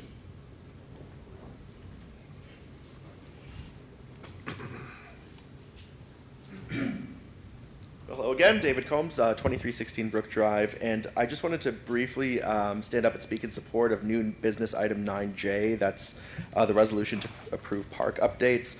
All the details are, of course, in your packet, so I won't rehash those that you'll hear from, I think, Trustee Glass and others when the agenda item comes up. But I did want to say that I've got to work firsthand with Ashley Glass, trustee, and Trine Miller, our treasurer, along with Rosemary Knox, who leads, I think effectively leads Eastwood neighborhood, right? At this point, yep. Rosemary in particular has done a ton of work to be able to bring you the information that we're able to bring you today on ideas and also plans moving forward for these parks and to make the most of the $500,000 that was allocated from ARPA funds for parks and beautification. And this is just the beginning of that work. You'll see in the agenda item, or the packet from the agenda item, that we're only requesting up to $250,000 at this point, and there's still a lot more work to do.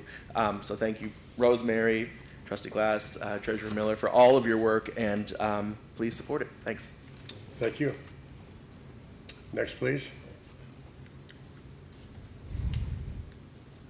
Anybody else in the audience? Comment from Zoom? Just a minute, let me see if there's anybody else left in the audience, and I'll go on to Zoom. Anybody else in the audience? Seeing nobody, get up, go ahead. Please give your name and where you live. Sure, my name is Mandy Fuller, and I'm the property manager of 2425 Douglas Avenue, Highland Hills Mobile Home Community. And I just wanted to, just to state that we are very much looking forward to helping the homeless population in Kalamazoo by filling up the mobile home community with homes and helping out the housing crisis that's taking place in Kalamazoo. Okay. That's really all I had to say, so I appreciate your time. Thank you. Anybody else on Zoom? Not seeing anybody on Zoom right now. Seeing nobody else on Zoom? Okay, then we'll go down to the consent agenda. Clerk Mackey, you want to lead us in the consent agenda? Now that you got it all right. Yes, I think it's all right.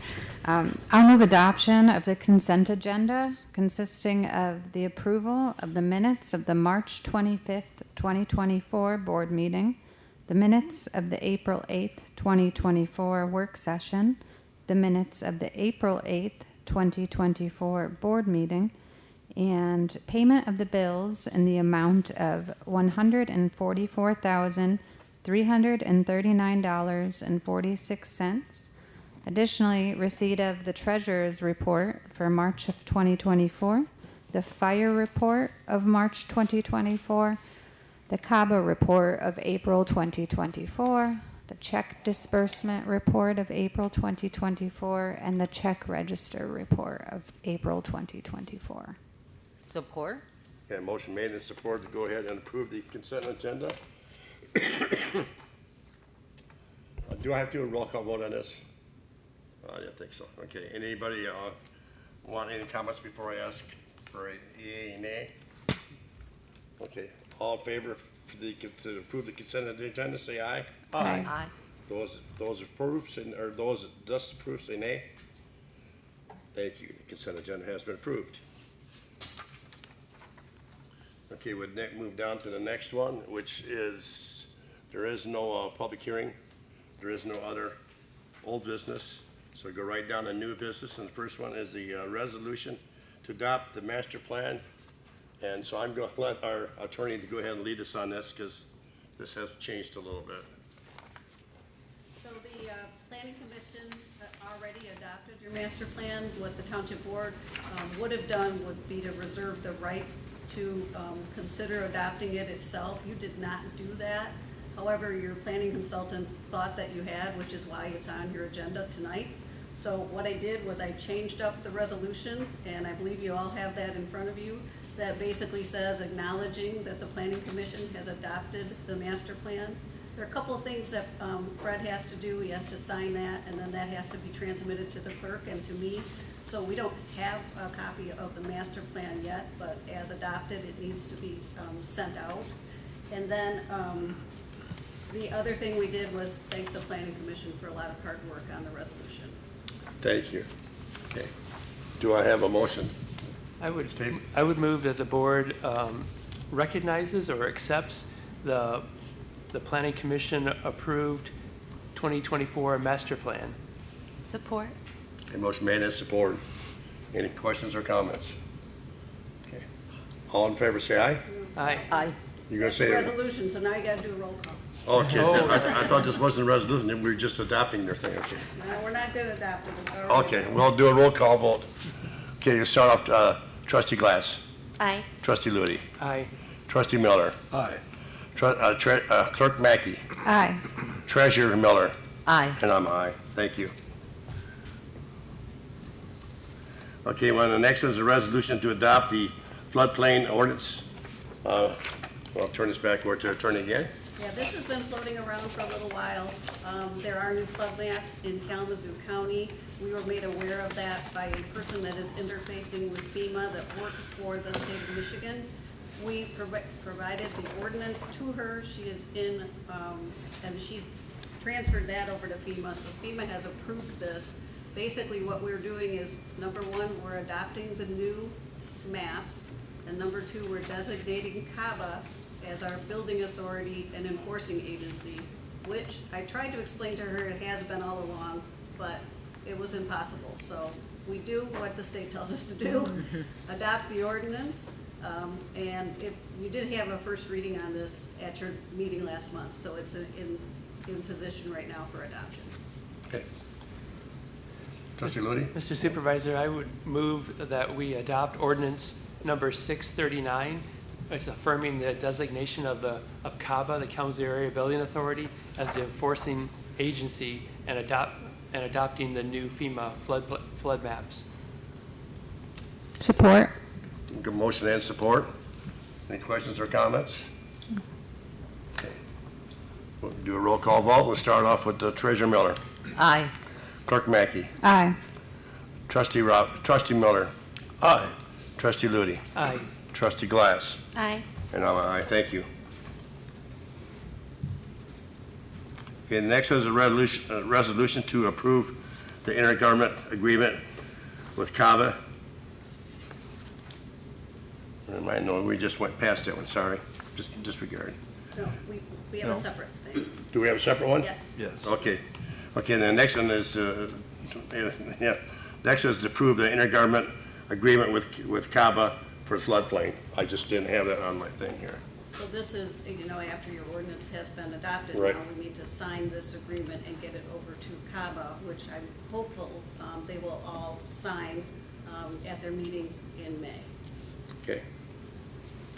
Do I have a motion? for a Mr. vote? Supervisor, I will move adoption of the resolution approving the intergovernmental agreement with the Kalamazoo Area Building Authority for the enforcement of floodplain regulations in Kalamazoo Township and authorize the Township Supervisor to sign on behalf of the Township. Support. Motion made and supported. Any questions or comments? Seeing none, we'll do a roll call vote. We'll start off with Trustee Glass. Aye. Trustee Ludi. Aye. Trustee Miller. Aye. Clerk Mackey. Aye. Treasurer Miller. Aye. And I'm aye. Thank you. Okay, our next one is the resolution to approve first reading. No, excuse me, I'm sorry. A request to approve first reading for the mobile home park text amendment setback requirements. Madam Attorney. If I may, I never talk this much, I don't know what's happening. So I actually asked to change the wording on this text, on this agenda item to consideration of the request for mobile home park text amendments. the setback regulations. My reasoning for doing that was the planning commission rejected this text amendment. And so my thought was is if you want to accept it for first reading, first you need to direct me to prepare an ordinance, because there is not an ordinance prepared. I'd be willing to do that. However, I think Trustee Ludi can explain some of the reasons that the ordinance was, or the ordinance proposed text amendment was rejected. Trustee Ludi. Yes, I wanted to look at the specific. There, okay, here we go. The most important is that to accept the proposed requested amendment would put us directly in violation of LARA, the Licensing and Regulatory Affairs state agency, and their state regulations. So as Attorney Sieber said earlier, we don't go against the state. You know, that's a basic thing. We have no grounds to go against the state, and so we cannot adopt an amendment that directly conflicts with state regulations. Then the Planning Commission also found that the proposed change in the distancing between different objects within the park would also violate our efforts for non-motorized transportation. It would compromise the sidewalk. It would also permit larger homes on pre-constructed sites that need to be in compliance with LARA. And so for those simple outline of reasons, we couldn't find any grounds to support a change. And that's what the Planning Commission was seeking, that the board would also, I guess the proper term right now is not necessarily deny, but we've heard consideration, like you said, and we've considered it, and we have no interest in proceeding with it. Trustee Miller. Trustee Ludi has already addressed this, but I'd like to hear it directly from our attorney. Would it even be lawful for us to pass a text amendment of this nature which conflicts with the state regulations? It is not. The LARA Mobile Home Commission controls the spacing and that particular mobile home park, so we would not be able to pass an ordinance that would allow, they're asking for the setbacks to be moved from 10 feet to 3 feet, and also for a setback of 4 feet from a hill or culvert. Neither of those would be part of what's included with the LARA regulations for mobile home park. So do we, can we pass over this agenda item, or would it be preferable to take an action to confirm the... Approve that. Hmm? I would prefer that you take an action so that we have an answer Okay. for this after that. Well, then I would like to make a motion to respectfully deny the proposed text amendments and confirm the Planning Commission's action in that regard. Support. Your motion and support to go ahead and deny the motion and go ahead with, and listen with the Planning Commission, take it back to the Planning Commission. Any other questions or comments? Trustee Glass. Can you just give us a little bit more information of what they're trying to do? 'Cause we did have public comment on this, right? Is that, We had a is public this, hearing at the Planning Commission. but is this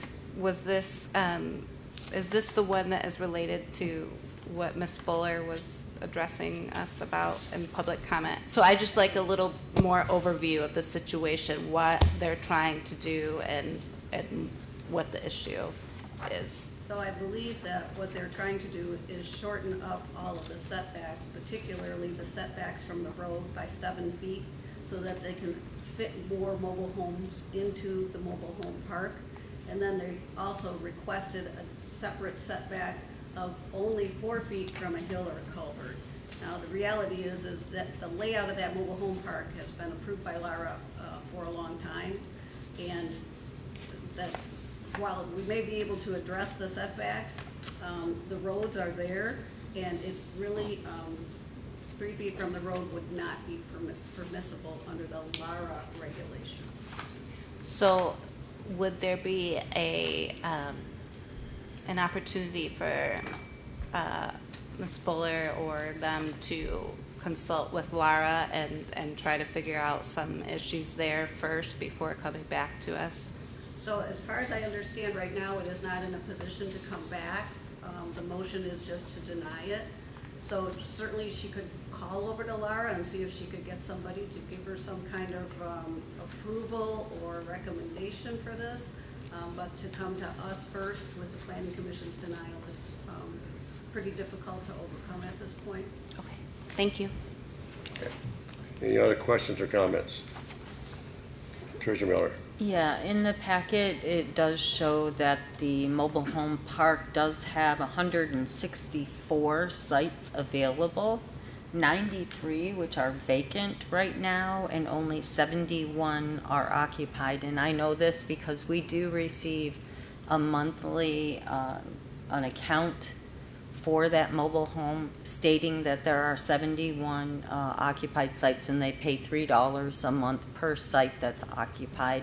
That money gets dispersed to the county as well as the state, and the township keeps a very small portion of it. So again, I'm wondering what the reasoning is behind moving those setbacks closer to the road when it's already putting pedestrians in danger because there are no sidewalks there.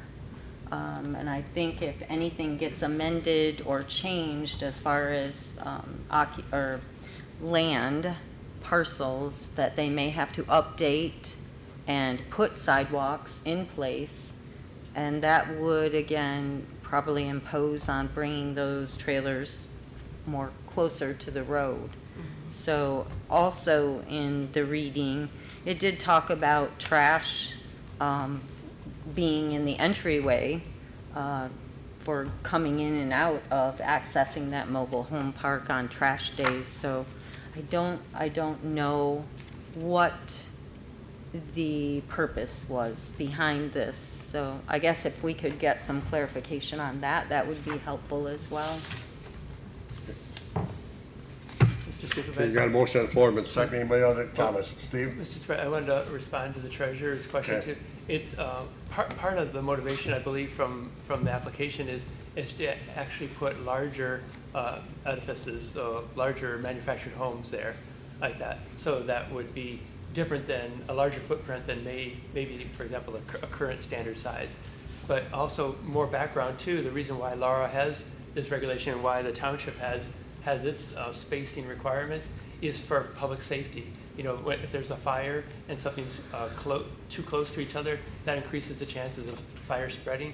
But also, when you have the drive, for example, attorney said that Lara has already approved the layout of the mobile home park specifically, or manufactured home park specifically.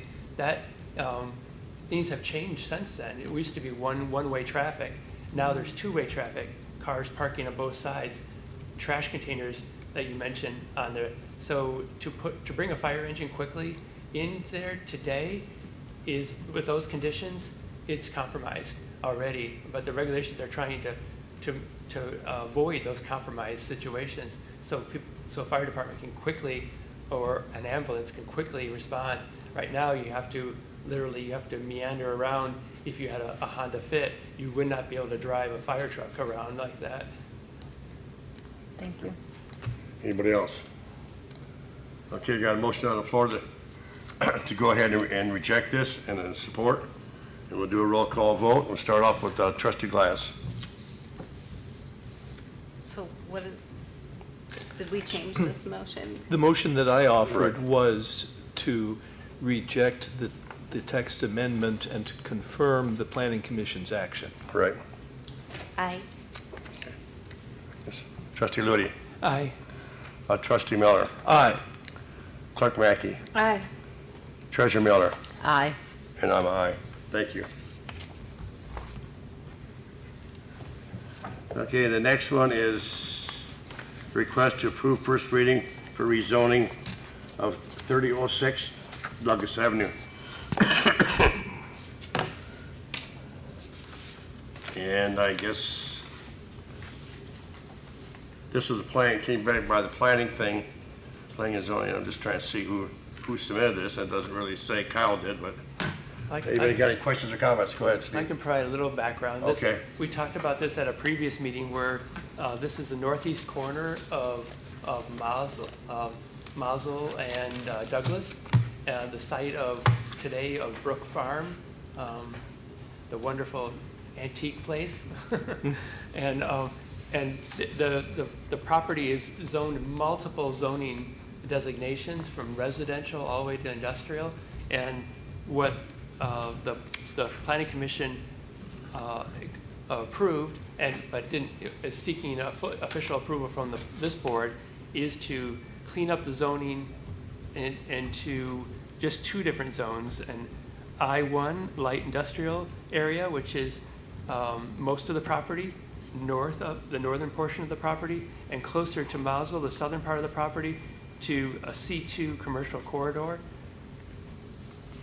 So I guess with that, maybe I'll make a motion for the board to take a first reading regarding the proposed rezoning request for 3006 Douglas Avenue. The Planning Commission recommended support of the zoning request at its April 4th meeting, including the incorporation of staff report for board consideration, which is in our board packet and available on the website for anyone to see. Thank you. I'll support it. Any questions or comments? I mean, this is where the property is just being sold, the 72 acres for development on that corner where the Brook Farms is, and there's going to be some kind of manufacturing area of some type. Yeah, trying to think, they give you more specific. The proposed is a logistics and warehousing operation. Right. Trustee Miller. I've read through all the materials, and the one thing that I was still a little confused about was that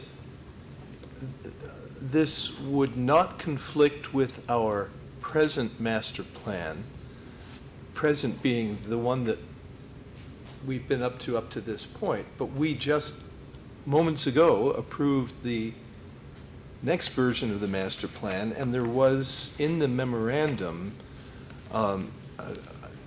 a statement that it would somewhat conflict with parts of the new master plan. I'm wondering if our attorney knows any more about this. Having not been at the planning commission meeting, I cannot tell you what the conflict is. However, I can tell you the engineer is out in the audience. I'm sure he can speak to some of it.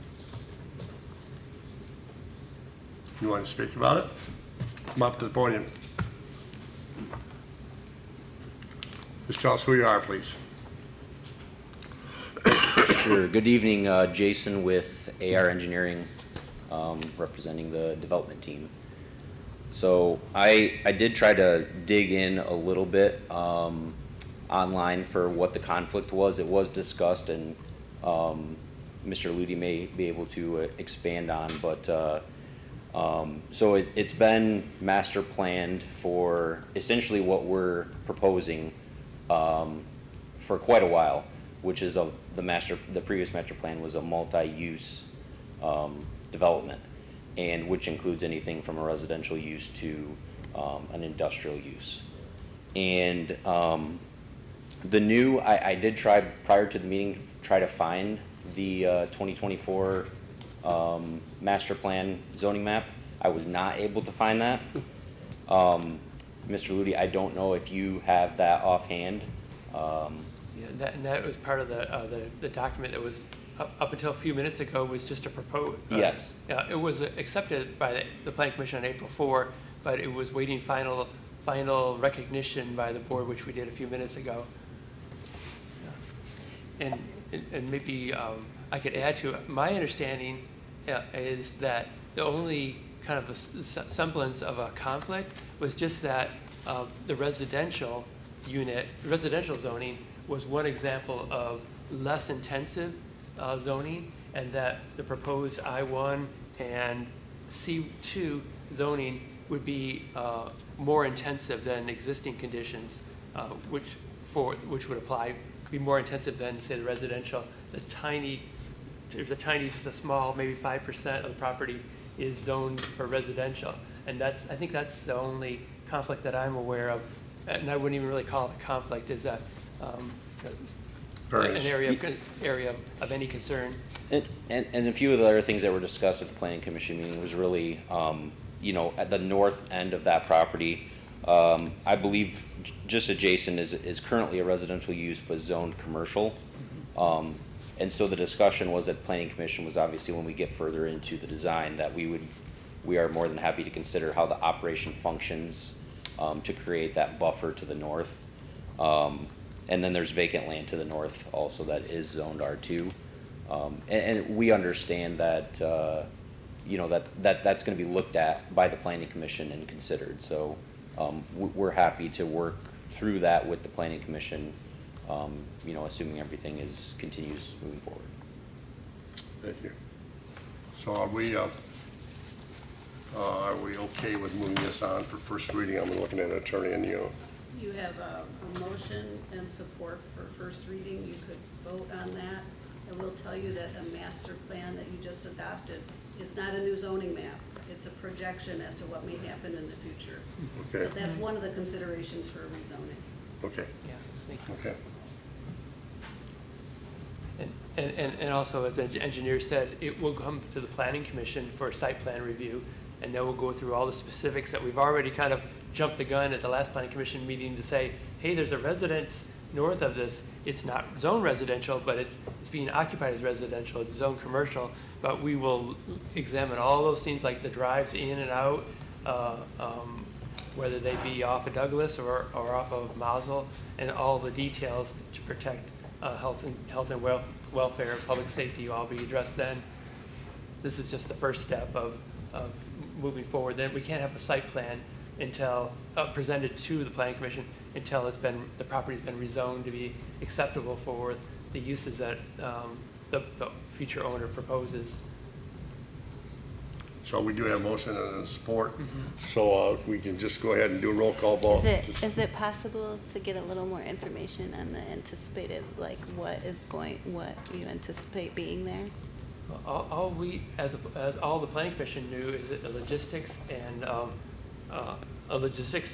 and warehousing facility operation, and the engineer may have more information he wants to share, but we know for the applicant may not be comfortable sharing more details than that right now. It may show cards that we're not required, not legally bound to. We cannot legally bound to, for someone, a potential buyer to show, but they may be voluntarily want to share more information.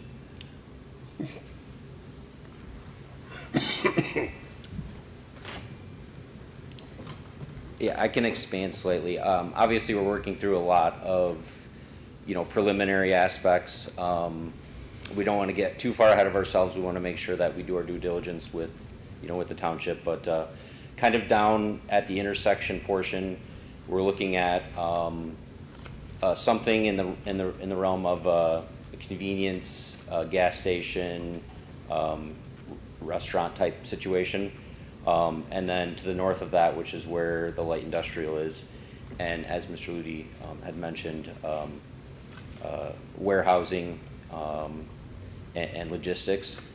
We do not currently at this moment have a specific tenant that has signed, but we've got from a preliminary kind of master plan layout of that ranges from 100,000 square foot to 400,000 square foot. And I guess to put that in perspective, the gentleman that we're working with on the project, we've got a site in Battle Creek that they just finished was around 300,000 square foot.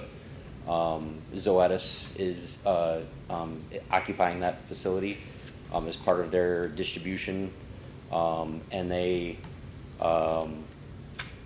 have, it's really a logistical operation, and they have usually 10 to 15 employees per shift, so it's very minimal from that standpoint. So that's what we're looking to come into here. Obviously, there's a few large representatives downtown that could be supported by their operation here. So that's really what we're looking. We do not have somebody signed yet that we can release, but that's the intent and that's the plan, and that's really the bread and butter of what the development team has done across the state. Thank you. Anybody else? Okay, a motion and support to go ahead and move this first reading on, so do I need, I don't want to do a roll call vote on this, do I? You don't have to, but you have done. Yeah, I know. Okay, you don't want me to change that, what you're saying, right? Okay, we'll do a roll call vote. Treasurer Miller. Aye. Clerk Mackey. Aye. Trustee Trustee Miller. Aye. Trustee Ludi. Aye. Trustee Glass. Aye. And I'm aye, thank you. I need a mark down here which is a resolution to vote and which not, right? I know this is just a request, so. Request to approve the Westwood Fire Station resident update. Chief Bird, you want to stand and let us know what's going on here? As I know, but you know, but they don't know. As well, as you should see in your board packet, the fire department's taking a good look at the Westwood Station with it being recently vacated by the previous residential station officer. Through that, we went through the house with a fine-tooth comb, kind of looked at what the status of the building was. Also, in conjunction with the building committee, as we look at all of the township buildings that we have, Westwood is our youngest building there. With that, we took a good look at all the work that needed to be done to stay in that building for the foreseeable future. And that 2 contracts that are in front of you, kind of with an outline of what the scope of work looks to be like, is what's before you today. It is a pretty extensive list of work that needs to be done. So yeah, any questions or? Yeah. Is the frame and the roof and all the bones of the residence in good shape? With the exception of some siding needs on the rear, right, some wood that needs to be replaced there, and in the window wells of the woods, yes, we're in good shape there. So this is to keep the envelope kind of secure. The windows also need some reworking as those older air conditioning style units come out of it. Treasurer Miller. Thank you. I want to say thank you. This is not something that's new to me. We've actually had some discussion on it, and you've actually discussed with other board members your intentions, and you've sharpened your pencil a bit. So I just want to tell you how much I appreciate all of that. Thank you. And with that, I would like to move to authorize the supervisor to sign on behalf of the township with Dykster House Builders LLC and with CertaPro Painters for work as outlined and attached. Support. Okay, motion and support. Any other questions or comments? I'm sure there's probably somebody else that wants to talk. I just want to reiterate my thanks. You really went through and looked at where you could save a little bit and still get all the stuff done that needs to happen, and so I think it's great. Thank you for, considering our building needs ahead of time, not letting us get. Thank you. Thank you all for your feedback and input. These contracts did go to legal already and have been reviewed as well before it came to the board packet. Any other questions or comments? Thank you. Okay, we got a motion on the floor and second to go ahead to approve the 2 contracts. And we'll start off with a roll call vote on this. Trustee Glass. Aye. Trustee Ludi. Aye. Trustee Miller. Aye. Clerk Mackey. Aye. Treasurer Miller. Aye. And I'm an aye. Thank you. Now we can call the contractors. Okay, now the next one here is the request to adopt the resolution establishing the ADA coordinator and ADA grievance form procedure. And so I have the attorneys here, so Roxanne, do you want to start, or you want to have your new attorney get her feet wet really soon? Let's do it. We had Attorney Geschwint do the ADA compliance. You may remember that we entered into a settlement agreement with the federal government, and as part of that, we had to do some ADA compliant documents. We had to name an ADA coordinator.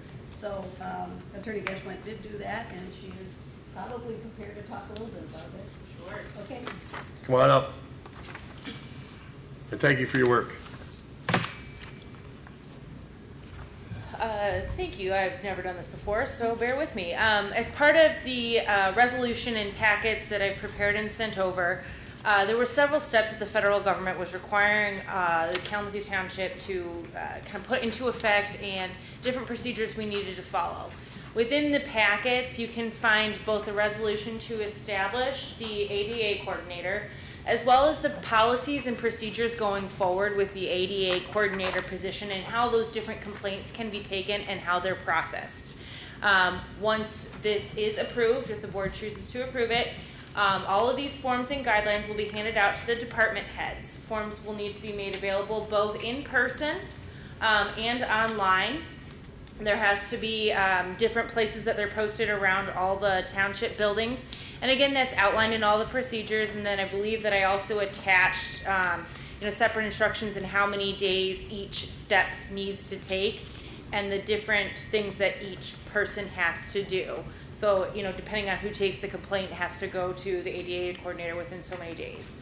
Is there any questions? I don't have a question, but I just really appreciate you laying out the process so detailed as you did. One thing that we've been trying to do a lot better is get our processes documented and who things should go to, how communication should happen, who needs to deal with it, timing. So I just super appreciate you working to lay all of that out and make sure that we are in good shape to handle complaints in the future. Thank you. I just want to thank you for taking this from separate so we can make sure it's done right, so great job. Getting him off the hook so he can do something else. So, because that was what he was working on with the Jim Ferner thing, so. Who is that? I'm sorry. Sapphire, our attorney. Oh. Sap. It's my first day. Lisa and I know. We were on the same committee. Thank you. Any other questions or comments? Steve? I would like to make a motion for the board to adopt the resolution appointing David Becker, our assessor, as the township's ADA coordinator and approving the implementation of the ADA grievance procedure. Support. Where do we go here? We had a motion and support. Yeah, I heard two supports. Okay. Okay, because I just want to make sure to get it written down right? Okay, motion made and supported to go ahead to approve the adoption of the resolution for the establishing the ADA coordinator and the ADA grievance procedure, form procedure. And we'll do a roll call vote. Go ahead, Treasurer Miller. Thank you. I just want to thank, I'm going to assume it was you, Supervisor Martin, who appointed Dave Becker. Yes. And I want to thank you for that. He is a very qualified candidate. Thank you. Thank you. And I will vote yes. Okay. I guess that we started that way. We'll go this way here now. Clerk Mackey. I'm an aye, but I'd also just want to clarify for the minutes who was the support, whether it was myself or, okay. We're going to point this way, aren't we, Mark? Sure, fine. Well, my right ear here's better than my left ear, so how's that? Okay, Trustee Miller. Yeah, aye. Trustee Lewis. Aye. Trustee Glass. Aye. And I'm aye. Thank you. Okay, the next one here, I think, Lisa, is yours. You did most of the work on this one about the gambling thing. You want to explain that a little bit? Sure, yep. So the township, we had received a request that I hadn't seen before, but the Parks Foundation of Kalamazoo County, they plan to have a basket raffle at the Kalamazoo County Fair in August. This requires a raffle license from the state of Michigan, along with proof that they're a qualified organization. This proof comes in the form of a signed resolution from the city, township, or village where the organization resides. And the Parks Foundation of Kalamazoo County's office is at the Expo Center, 2900 Lake Street. So I would like to move that we adopt the local governing body resolution for charitable gaming licenses, recognizing the Parks Foundation of Kalamazoo County as a nonprofit organization operating in the community for the purpose of obtaining charitable gaming licenses. Do I hear Support. Okay, motion made and support. Any questions or comments on the motion? Okay. We'll go home and we'll do a roll call vote on this one here. We'll start off with trustee Glass. Aye. Trustee Ludi. Aye. Trustee Miller. Aye. Clerk Mackey. Aye. Treasurer Miller. Aye. And I'm aye. Thank you.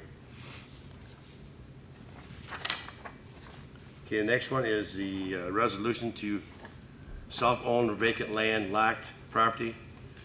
Treasurer Miller, you want Yes, thank to you. talk about this? I would have liked to have met Jason Brown, but, Josh Brown, I'm sorry. But I invited him to join us. I don't know if he joined us on Zoom. But this is a request to the township. We actually have owned this property for several years. It's adjacent to Josh Brown's property, and he's interested in combining them. He did reach out to us, so that made it really easy. Speaking with our attorney, Sievers, that we need a quitclaim deed signed by the supervisor, and made sure that a notary was also in place for that. And we're just asking that $500 for that parcel. And there is a resolution here to approve that. I don't know if anyone would like me to read it, but it's pretty forward and understandable, I think. I guess I'm going to say, are there any questions? I would be in support of doing this, or I wouldn't have put it on the board packet. Trustee Miller.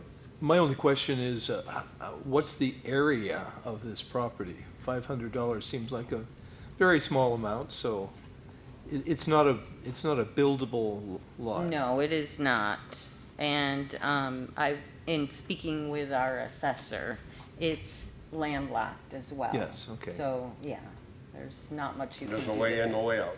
And there's already possibly a shed on the property, so it looks like it's already being used. So this would combine things and clean them up a bit. Any other questions? Trustee Ludi. A question for the treasurer. Is it one of those examples that years ago where, in Eastwood, there are portions where there historically was platted an alleyway, and then neighbors kind of occupied that land that wasn't theirs, but then, so that may be one reason why it's landlocked today? Is that an example? Is this one of the examples like that? I honestly can't answer that. Okay. I do not know what the intention was when the township acquired it. But I understand what you're saying. It's, whatever the reason, it's landlocked today. Right. And when we have vacant land, it's always a protocol to seek an adjacent landowner as first dibs on it. So it makes sense that way. And again, the price of the parcel was determined by the assessor looking at the values of the property. Okay. So. Okay. Any other questions? Our attorney has. Go ahead, Madam Attorney. I have looked up, in order to answer trustee Miller, it is 0.16 of an acre. And in order to answer trustee Ludi, the legal description on here shows me that it's located between two plats, which makes me think that somewhere along the way, somebody missed the joining of them. That's how we got stuck with this. So it's probably just as well to move it off of the township's radar at this point. Okay. Did you have a second to your motion? I know you made the motion. Was there a second to your motion? I don't think I motioned it I yet, thought- did I? I didn't even say okay. a motion. Okay. So we can go ahead to approve the sale of the Kalamazoo Township owned vacant and landlocked parcel number 3906-13-141-270 on Ashley Avenue for $500 to the adjacent landowner Josh Brown. Upon receipt of $500, the supervisor and clerk are authorized to execute and deliver the quitclaim deed to Josh Brown, who will combine parcels through the assessing department. Do we have support? I'll support that. Thank you. Thank you. Any other questions or comments? Okay, we'll do a roll call vote. Trustee Glass. Aye. Trustee Ludi. Aye. Trustee Miller. Aye. Clerk Mackey. Aye. Treasurer Miller. Aye. And I'm an aye. Thank you. Okay, then the next one is the resolution to approve the park update for Wilson Park. Trustee Glass. Yes, so the Parks and Beautification Committee has been working for months now. We've met many, many hours with many different vendors. I put a PowerPoint out to the board on Friday, and I'm happy to share that with anyone else that would like it. Basically, we're ready, I think, to move forward with the first steps, which are improvements to Wilson, Stroud, and Lakewood. So those improvements include, for Lakewood particularly, a professional cleaning of the equipment, and then working with Game Time to rehab anything that's broken, and then also painting.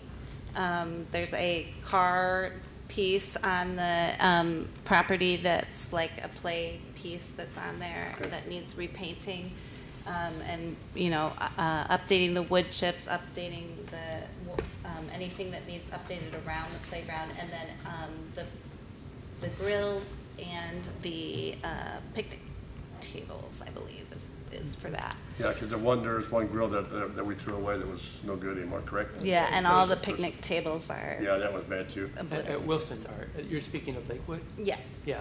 The grill. There was one in Lakewood too, didn't we throw that one away or no? So I'm just going to keep going if that's That okay. is still there. I'm just clarifying the facts. Right. So Wilson, we are looking at adding a few new elements to the playground, cleaning it, painting it. So we're keeping a lot of the old structure, but adding a few new things, making it more accessible to all ages and all abilities. That includes redoing the wood chips, redoing the edging around the playground, and updating grills and benches as needed, and also redoing the patio area under the trees to make it just more inviting and more a cleaner look there. And then for Stroud, it is, I believe, adding a bench or two and a grill, I think, for that one too. It's just minimal updates on Stroud, but a few things to. Benches, grills, and inclusive play. And inclusive play. So. Okay. Well, I'm glad you said wood chips because I just had Mike put wood chips on all three parks. He's did two. He's Lakewood is next, but he's did Wilson Park and also did the Stroud Park. Well, when they update the structures, they'll have to probably redo that, so. Yeah. Well, I don't think so. They might just pull the wood chips out and put them back in because there's a lot of wood chips. Maybe, we'll see. Yeah. But anyway. So if there's questions on specifics, there's a lot of line items in that thing that I sent to you. And so I'm asking that we work closely with Rosemary particularly because she's worked with the vendors very closely, Game Time, and the patio vendor, which we, and so I'm asking the supervisor to sign off on the different things to make those improvements that we discussed. I know. I talked to Steve a little bit because he had gone through some of the parks, cleaning up some of the parks, and told me some of the stuff that was broken. So yeah, I'm all supportive of that. What's going on there? I think it's a good plan. Okay. I will make a motion to approve the supervisor to sign contracts to make improvements to Wilson, Stroud, and Lakewood using the previously approved ARPA dollars up to $250,000 to make improvements to those parks. Support. Motion made and supported. Is there any other questions or comments? Trustee Ludi. I was hoping to get more information about particularly the what was the term that, for all uses, not ADA, but, trying to find playground equipment. And I think some of that was described before and a little bit, but for example, the agenda request form that we received was very minimal, and I actually didn't understand what it was saying. It literally says, what we had, the information we had to base on our reading to prepare for this meeting was literally said, approve suggested updates. I sent the PowerPoint with all the specifics. As you said to you earlier, on I'm Friday. speaking now. So I'm speaking now. And as I was saying, it says approve suggested updates for Wilson, Stroud, and Lakewood Park, and the ability for the treasurer and supervisor to sign. So I was looking at, I need some more details. I'd like to understand the details. Then the details came in Friday, a PowerPoint presentation, but it was still, it had a range of different vendors and different prices. So still I was needing more information before I can, as a fiduciary body, that we could make a decision. We don't even know what we're describing here. Then we received 5 hours before our meeting at 5:30. So we received at 12:01 today. We received detailed proposal for our game time, but there was no information about the proposed, other than a general picture of some other site of the proposed patio area for the picnic area for Wilson Park. So I'm still feeling like, I don't know if this board doesn't have the information it needs to actually know what we're buying, knowing what we're authorizing. And I want to share also that the planning, that the variety, if I could take one and pass it down. So you won't even take one and pass it down, shows the cooperative nature of a board member. So then, no, I am saying what is, I am being respectful. I am being respectful, but I asked to take one and pass it down and will not pass it down. That I have to note that. And so what I was saying is that a variety of people in the township, including the Parks Committee, which is a self-created spin-off of the ARPA committee, but was led mostly by Rosemary Knox doing the homework, as recognized, but also Treasurer Miller and Supervisor Martin and vendors and the board. We've already we've appointed that nearly $500,000 in ARPA funds already for maintaining existing resources like the courts, basketball or the tennis and pickleball courts, using existing things like those courts, playground equipment, which includes which includes in ARPA expenditures about $8,000 to $10,000 to date to fix the existing things that that need to be updated. And I appreciate everyone for noticing those things. And this is all consistent with the board's desire to enhance outdoor opportunities that were highlighted by COVID, when people needed to be outdoors to interact in that safer environment. So we've already allocated $490,030.37, nearly $500,000 for that effort. And when the board also supported $500,000, as mentioned, for additional parks and beautification in August of 2023. But the board would be wise now to take a little pause, for one, to get the more details of what we're actually seeking to approval for, but to also reevaluate our ARPA funding priorities before additional ARPA funds are expended. Because otherwise we will be spending $1 million on parks and recreation sidewalk expenditures, things outside. And a lot has happened since August of 2023. Since that time, we've had feedback from our community survey, and that community survey prioritizes by far expenditures for police and fire and roads. Sidewalks and parks were much further down. And please be respectful, please, as I'm repeating back your mission to me, and thank you. And so also, we have the fire department staffing arrangement now has an increased cost of $600,000 that we didn't have before. There's also looming sewer improvement costs, and this depends on negotiations with the city of Kalamazoo that are ongoing right now. But we do know that we have far more sewer needs slated for the future based on scientifically assessed cameras of the sewer lines. And also inflation has raised the cost of living for residents, forcing them to also prioritize what they're going to do to live within their means and not run up credit cards because there's no one else going to bail them out. We can't operate like someone who's just going to run up credit cards thinking there's just a rich relative that's going to bail us out. That rich relative is not the taxpayers. And then we also have the need to replace our Eastwood Fire Station, which is a top public safety need. So public support for a funding mechanism from public taxpayer dollars is at jeopardy if the public feels that, why did you spend nearly half of your ARPA money on Parks and Rec? Why didn't you do a more modest spending like you've currently spent $490,000 toward that end? Because the public will perceive that as the board not prioritizing its ARPA funds in alignment with the public feedback, which the public feedback that we obtained from our community survey, the most scientific way we could get a feel of what our residents want. And this ARPA handout on the back, the back of the ARPA handout, it talks about the community survey results, where it talks about law enforcement, fire, EMS, are by far, and roads are by far what the public's interested in funding. Because whatever we don't fund with ARPA for those priority projects that I mentioned, sewer, new fire station, and the fire department arrangement, staffing arrangement, that's going to come out of our tax, all of us in this room, all of the residents in this room, our pocket, directly or indirectly. If we're a renter, it's going to affect us.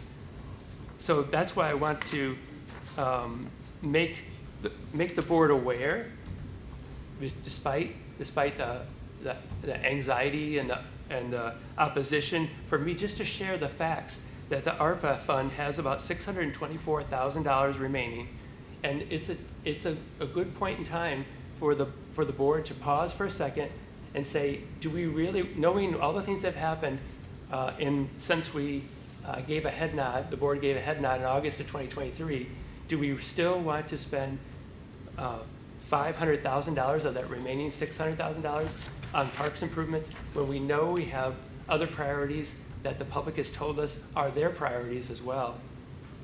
And also celebrate what we've done. We've spent $490,000 on improvements with ARPA monies this year, all documented despite the head nodding. It's all facts that there's $490,030.37 have been spent for the goals of helping our residents to get outside, including, like I said, the $8,000 in improvements to Wilson Park, Lakewood Park for repairing cracked or damaged equipment, components of the playground structures. And on top of that, we have ongoing expenditures on the normal Parks and Recreation budget for safety wood chips and replacing the baby swing that was torched and cut at Wilson Park. Also, with the ongoing budget, we're already paying for the new portable restroom at Wilson Park that was burned, and we're paying $125 to have that repaired. And it was tipped over after it was burned, a few days after that. Luckily, a neighbor yelled at the kids who tipped it over, and they set it back up. So, and the picnic tables that were mentioned about Lakewood, they were, graffiti was written and made them unacceptable looking.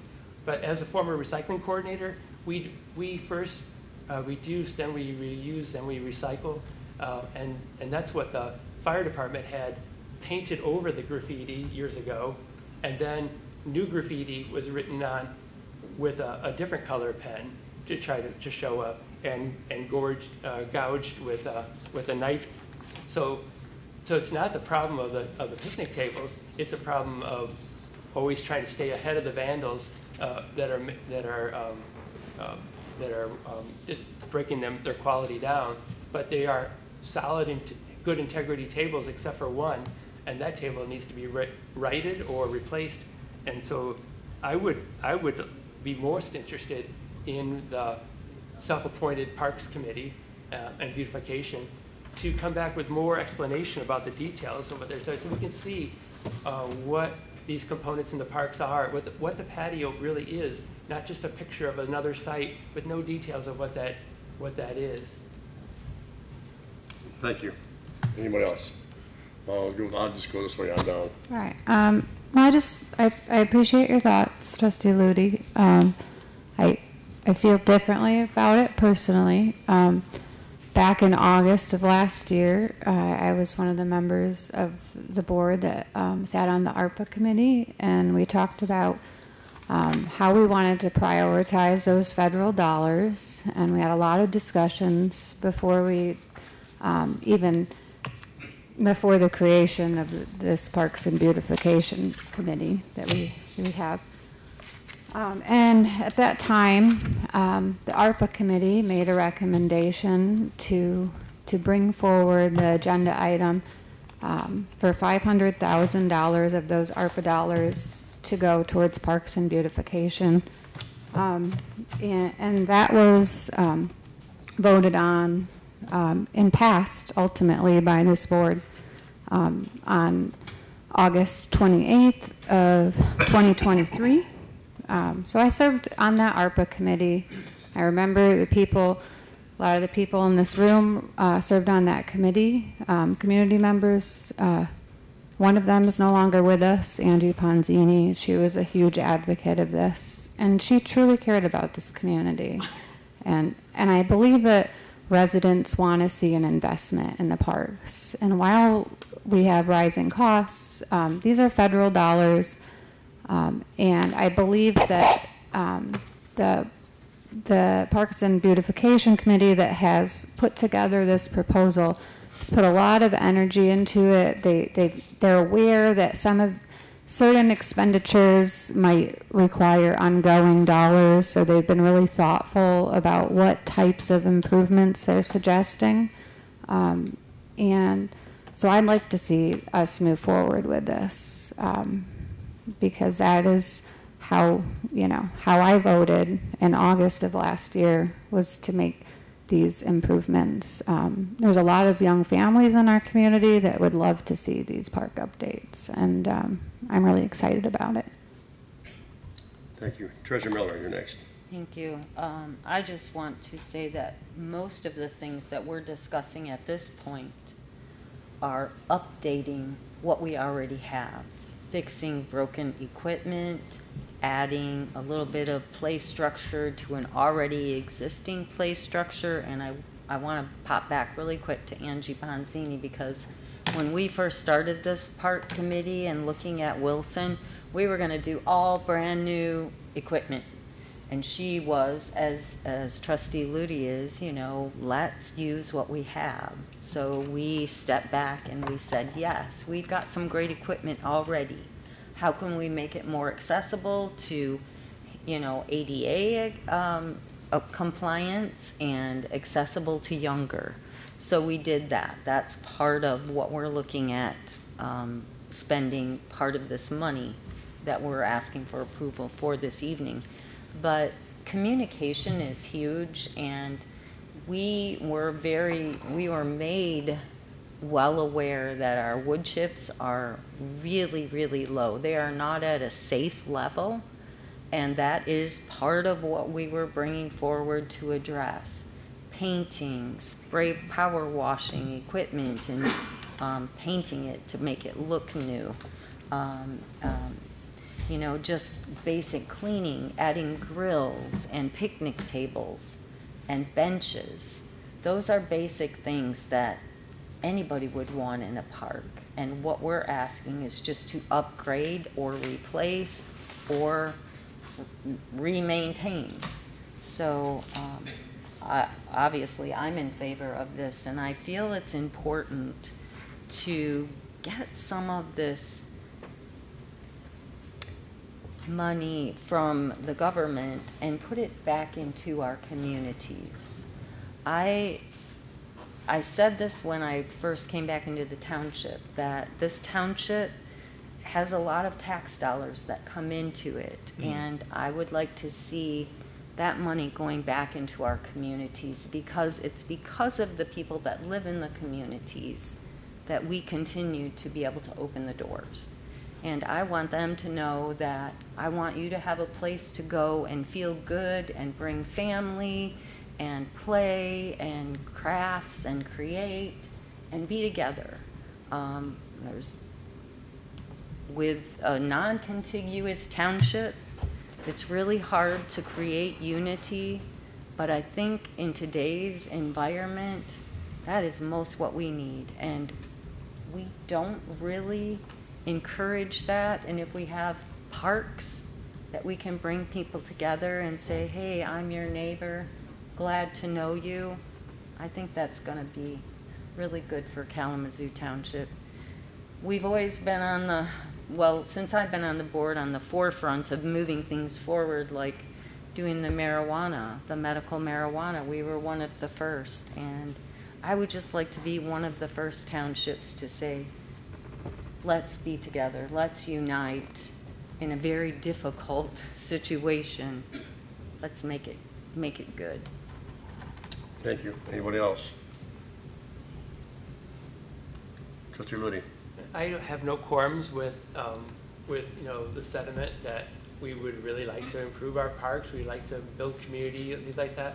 And it makes me think of when we first worked on in 2015 on our non-motorized plan in earnest. We really seriously, and we're like, well, we have all these wonderful things, tens of millions of dollars of things that we'd love to do to make our community better, like that. But a citizen committee that Supervisor and I sat on, representatives of each neighborhood, said, hey, as a taxpayer, fix the existing things you've got first, connect the things that need to be connected, and if you're going to build anything new, build a new sidewalk where the road is very busy and unsafe.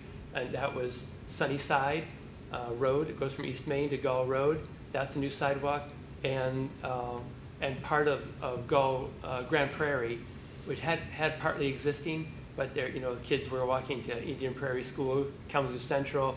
They were there were a variety of stops to go there. So those were priorities, and that's what the citizen committee said, because they vote with their tax-paying pocketbook.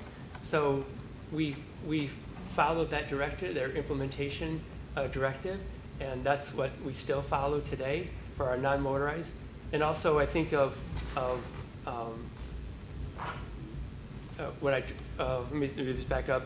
So when I try to think of why I think this way, I would love to have more parks. I spent last week. I spent 6 hours pulling weeds in Lakewood Park. I didn't see anybody else here pulling weeds. I picked up trash in multiple parks. I didn't see anybody here picking up that trash. So I'm trying to focus on maintaining the existing parks, because that is what our community survey said. Please maintain the existing parks. They're important to us, but it's not a priority as police and fire and roads. And when the first community survey came out, that was a head changer for me, because I wasn't, as an environmentalist, I wasn't interested in more money into roads. That's crazy. But that's such a resource-intensive thing. And we did a community survey in 2013, and the community overwhelmingly said roads are our priority. That became my priority then. It no longer was about me talking to a young mother at a playground or my own sentimentality. It was about, I have to do what the public wants. And so I became one of the main advocates behind Supervisor Martin for moving our road improvements forward. Like I said, it wasn't what I personally wanted, but I did as a trustee, and it was going to happen because that's what we asked our public to tell us what they wanted, and if it would be so disrespectful if we did counter to what we asked of them, the feedback they gave us. And I feel that in this case, this is, the board may just proceed and want to spend a total of $990,000, almost $1 million by the time this is all done, out of the $2.1 million original ARPA spend. And so that's the board's thing. But let me remind you, it is an election cycle coming up. And so the public is very interested in board of trustees who listen to them and follow what the community survey that they ask them to give them feedback for, and then spend money in a fiduciary responsible way. And so that's why I cannot support this proposal as it's presented right now, because it doesn't check those boxes. And I, as an elected official and personally as a own taxpayer, I don't see the logic behind this. There's nothing to base it on other than individual sentimentality about it. And I appreciate all the work that's been done by the ARPA Beautification Parks Committee, like that. And because it's actually uncovered a couple things that I did not see before, some faulty equipment. And Trustee Miller pointed out a piece to me too. But while I was scrubbing down the Lakewood playground equipment last week in advance of the storm, because the storm rinsed it off, I mean, I didn't see anybody else here scrubbing down the playground equipment other than people who want just to replace it. I was actually scrubbing it by hand and maintaining it. And there's a lot of cool lichen growing on that kids would love to check out. But I washed it off, and by doing that, we also have to be mindful of who's going to maintain all this equipment. Is electricity required to bring that to allow some of the functions? I think there may be propose no electricity. Okay, that's good to know. But there's all these maintenance costs, because our maintenance staff is very limited at the township. They prepared, I think, 4 burials last week, and they're preparing the Grand Prairie Cemetery for Memorial Day, and that's why Steve Ludy was washing the playground equipment. That's why Steve Ludy was picking up litter, and why Steve Ludy spent now a total of 8 hours, including the 2 hours today, weeding in Wilson Park to make it presentable. And as the supervisor noted, the wood chips are in process. They're done nearly annually to bring them up to safety standards. So we speak of a picture of parks without wood chips. No, it's just Lakewood right now is still the last spot that hasn't gotten wood chips. The wood chips were put in the other 2 parks that were mentioned 2 weeks ago. So the information has already kind of been delayed, and it's kind of a skewed picture. Supervisor Martin, Yes. I have a comment to make.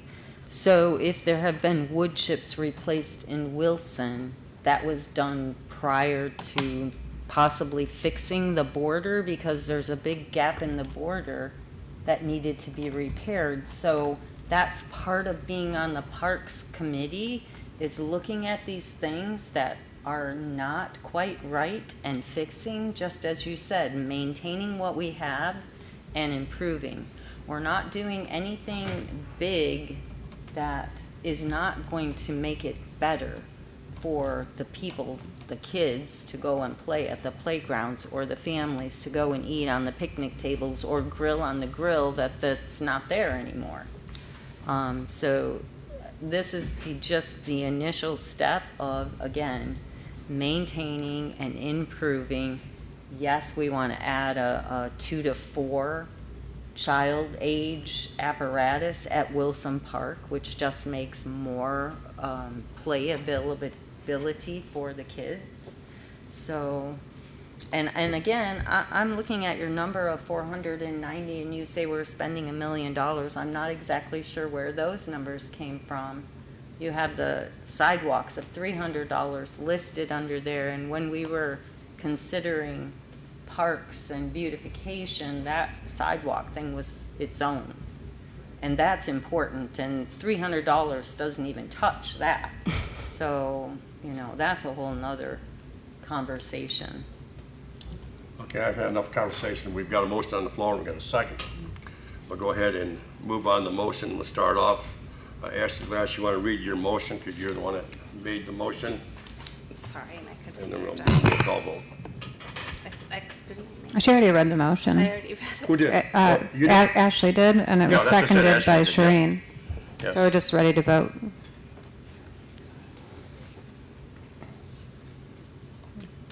It's a roll call vote.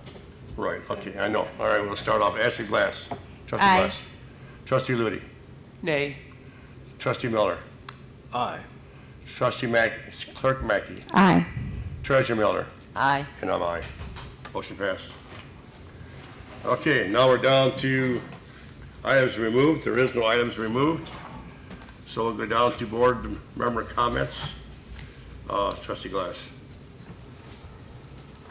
I just wanted to restate my thanks to our public safety, our fire and police for all the work you do, and especially with the storms this past week. I know we already talked about it a lot, but I know there's a lot of people that really appreciate all you do and the good service that you bring.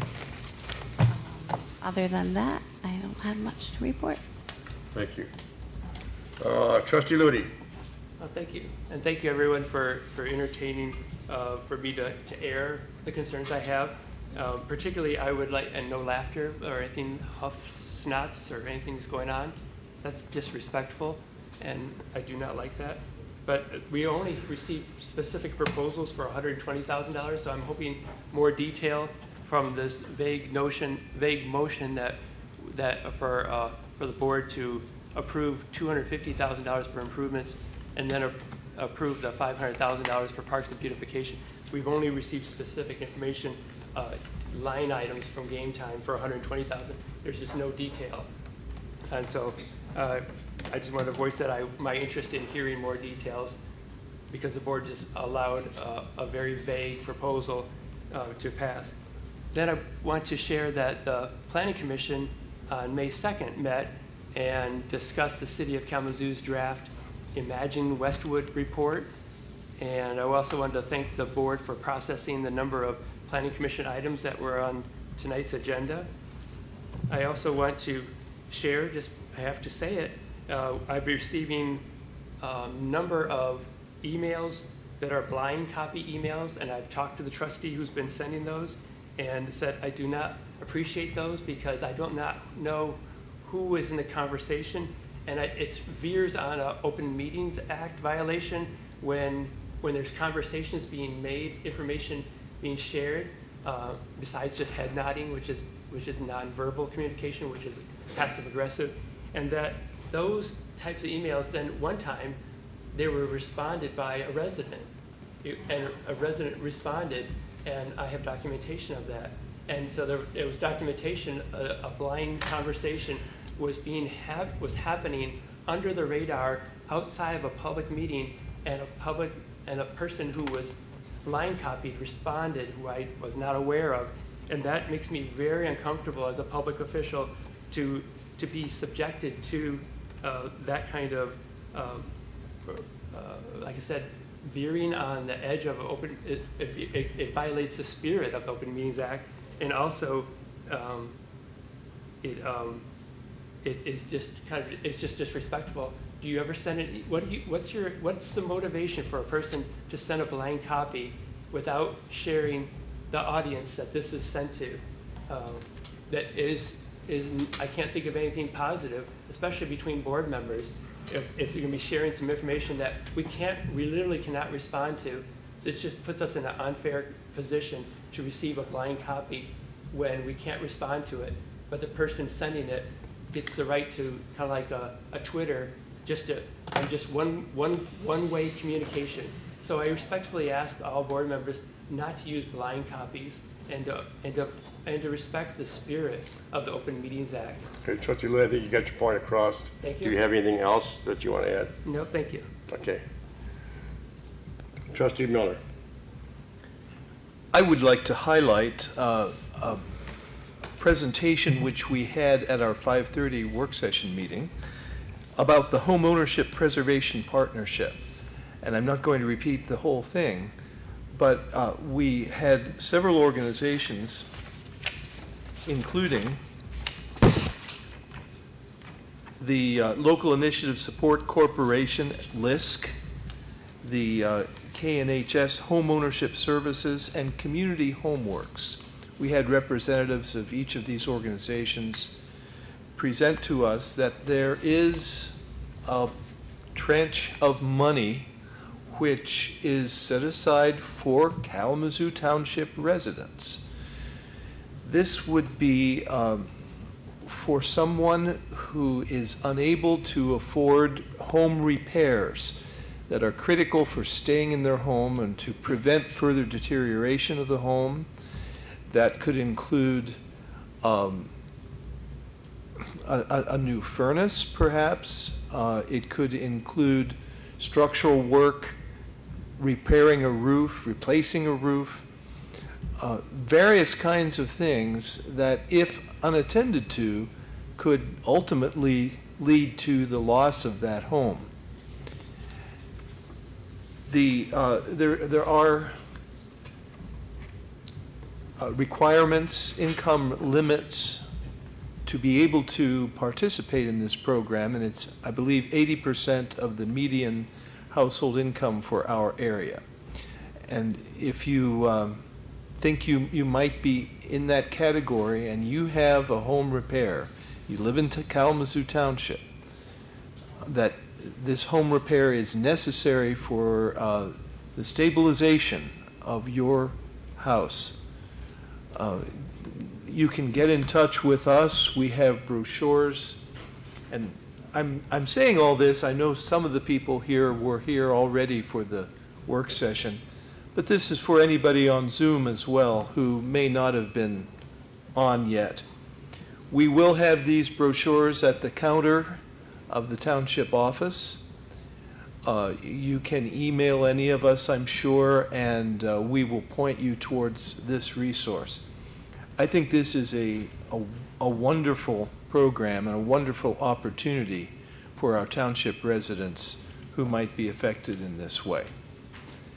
Thank you. That's all I have. Thank you. Clerk Mackey? Yeah, I'd also like to talk briefly about some of our work session items. The first one that I wanted to address was our discussion over the decommissioning of our tornado warning sirens. It happened years ago.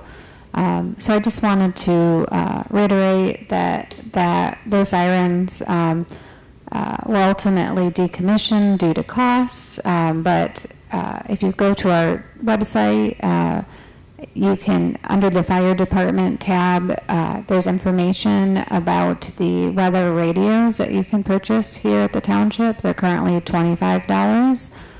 So if you are interested in getting those, feel free to give us a call here at 381-8080 or to stop by the township office. Additionally, I wanted to mention that I attended the joint board meeting of the KCTA and CCTA, which is the Metro Transit Authority. Today I serve on the CCTA, and we also, during our work session, we had a presentation regarding the public transit services that are offered by Metro. It was very helpful, and I would encourage anyone who would like to learn more about those services to go to their website. It's kmetro.com, but there's a new service, Metro Link, which is a microtransit, and it basically it's an expansion of the traditional bus system. So it connects outlying areas to either the fixed route system or to destinations within specific travel zones. So this is an app-based, on-demand pilot program currently operating in 3 areas, which reach into portions of the South Portage, Ashtimo, and Comstock. So if you would like to learn more about that, you can download the MetroLink Kalamazoo app. And yeah, I think that's all. Thank you. Thank you. Treasurer Miller? I have no report this evening. Okay. I see our rain kind of held off because it was supposed to start raining at 4 o'clock. We never got it Just gonna say a couple words here, because this has been a long meeting. We've had a lot of things go back and forth, and just, I know it's hard for us board members, because we always don't think the same, but let's please be civil to each other. This board meeting is to move this township forward, and I know that we all have our opinions, and we need to address them, but we need to put a lid on some of it and not make it as long as it is. So thank you for all your comments, and I'll move on to attorney reports. I will not prolong your meeting anymore. Oh, come on. You must have had supper yet, right? That's true. Okay, well, we have public comment. Now I know we're gonna make it go big. That's 3 times, David. You know that, don't you? Yeah, you said go big, but I'll be quick, I promise. I wrote this one down, though, so I won't wander off. Okay. So I'm standing up here yet again because I actually think you, the board, are owed this particular public comment. You see, we're all neighbors. You, us, we're all neighbors, and we're here because we care about our township and we want to contribute to its well-being. You may recall the meeting at which you all discussed, and we discussed, the process for hiring a township superintendent. And when that process was decided, I had also, I think, 3 public comments to share. If you don't recall, it's not worth recalling. But if you do, you'll remember that based on my expertise and perspective, I felt strongly that the process should have been designed differently and gone about differently. In fact, I'd like to see a lot of processes in the township gone about and designed differently. But in this case in particular, my perspective combined with the great frustration of being an audience member, I'm sure Mike doesn't know what I'm talking about here, but the great frustration of being an audience member in that we aren't able to participate in the substance of meetings led me to share comments in a manner that was more inflammatory than productive. My desire to sort of get it right outweighed the better practice, at least for me, of getting it right well. Something that I try to keep close in mind at all times. And a good neighbor, I said we're all neighbors, listens and responds to feedback like that. And this comment, or this public comment, is just my attempt to be a good neighbor. That said, thank you, all of you, and all of you, for your commitment and care for our township. Thanks. Thank you. Anybody else? Come on up. Rosemary. Just don't make my meeting any longer, okay? I will not. I will make it short. No, you're fine. You're fine. You can use all of your 3 minutes.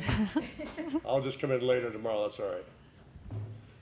I'm Rosemary Knox at 1427 Woodrow, and I just want to, I'm thankful that you passed parks and beautification enhancements and so forth, but I would like to meet with Steve Ludy, because you were saying that you were concerned about the line items and how much everything cost and so forth. I have my notebook here, and if you would like to meet with me, I'll let you see all the different things and all what we put together. I have an index of all the things that you probably did not receive in the package that was given to you, but it will give you more details. And then also, I want you to know that I appreciate everything you do. I know that you go and look at the parks clean and do all that kind of stuff. I do too. And at the end of the month, I will be putting the flowers at Wilson. And just let me know, and we'll sit down and have a meeting. Thank you. Anybody else? I don't know. That's twice, Mike. Did anybody have any hot sauce? Because I really need it right now. Okay. No. Mike Seals, 3743 Gull Road, Kalamazoo. Couple of things. First off, the issue that you talked about on Douglas, the property there, one of the major concerns that came out about that property was the residential section to the north. So there was an extensive discussion about keeping a buffer zone adequate from that neighborhood because those are some of the pricier homes that we have in Northwood. So we wanted to make sure we talked to the developer to make sure that that back piece property to the north would remain a buffer kind of to that neighborhood. So that was one thing that the Planning Commission did recommend, that we maintain that, so when they bring back their site plan, we'll know what's gonna be in that.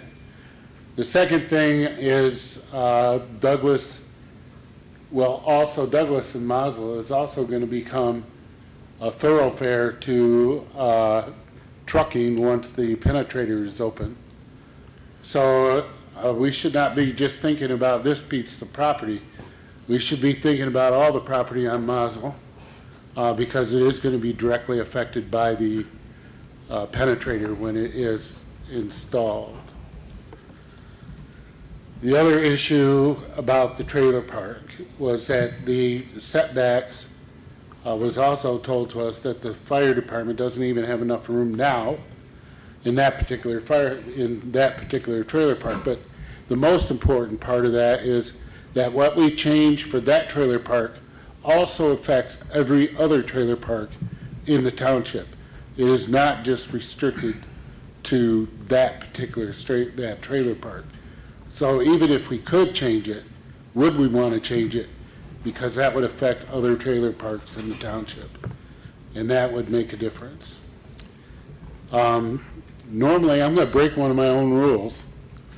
Normally, I don't get upset about something that's said, but I'm really disappointed, Trustee Ludi, in the way that you attacked the parks and the things that they're trying to do, because part of the job of our leadership in this community is to improve the quality of life in our neighborhoods.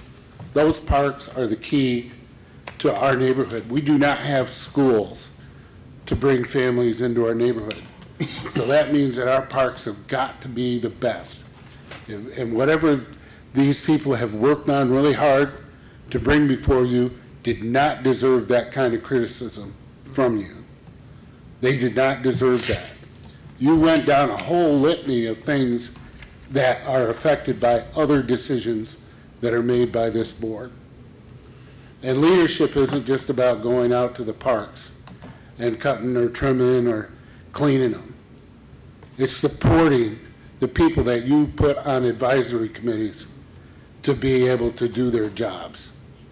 So if you can't do that, then maybe you need to change jobs. Did not. Anybody else in the audience? Did not appoint. Anybody on Zoom? Anybody on Zoom that would like to speak to the board, please unmute yourself. You will have 3 minutes to speak to the board.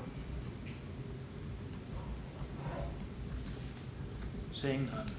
Okay, we are done at 9:09.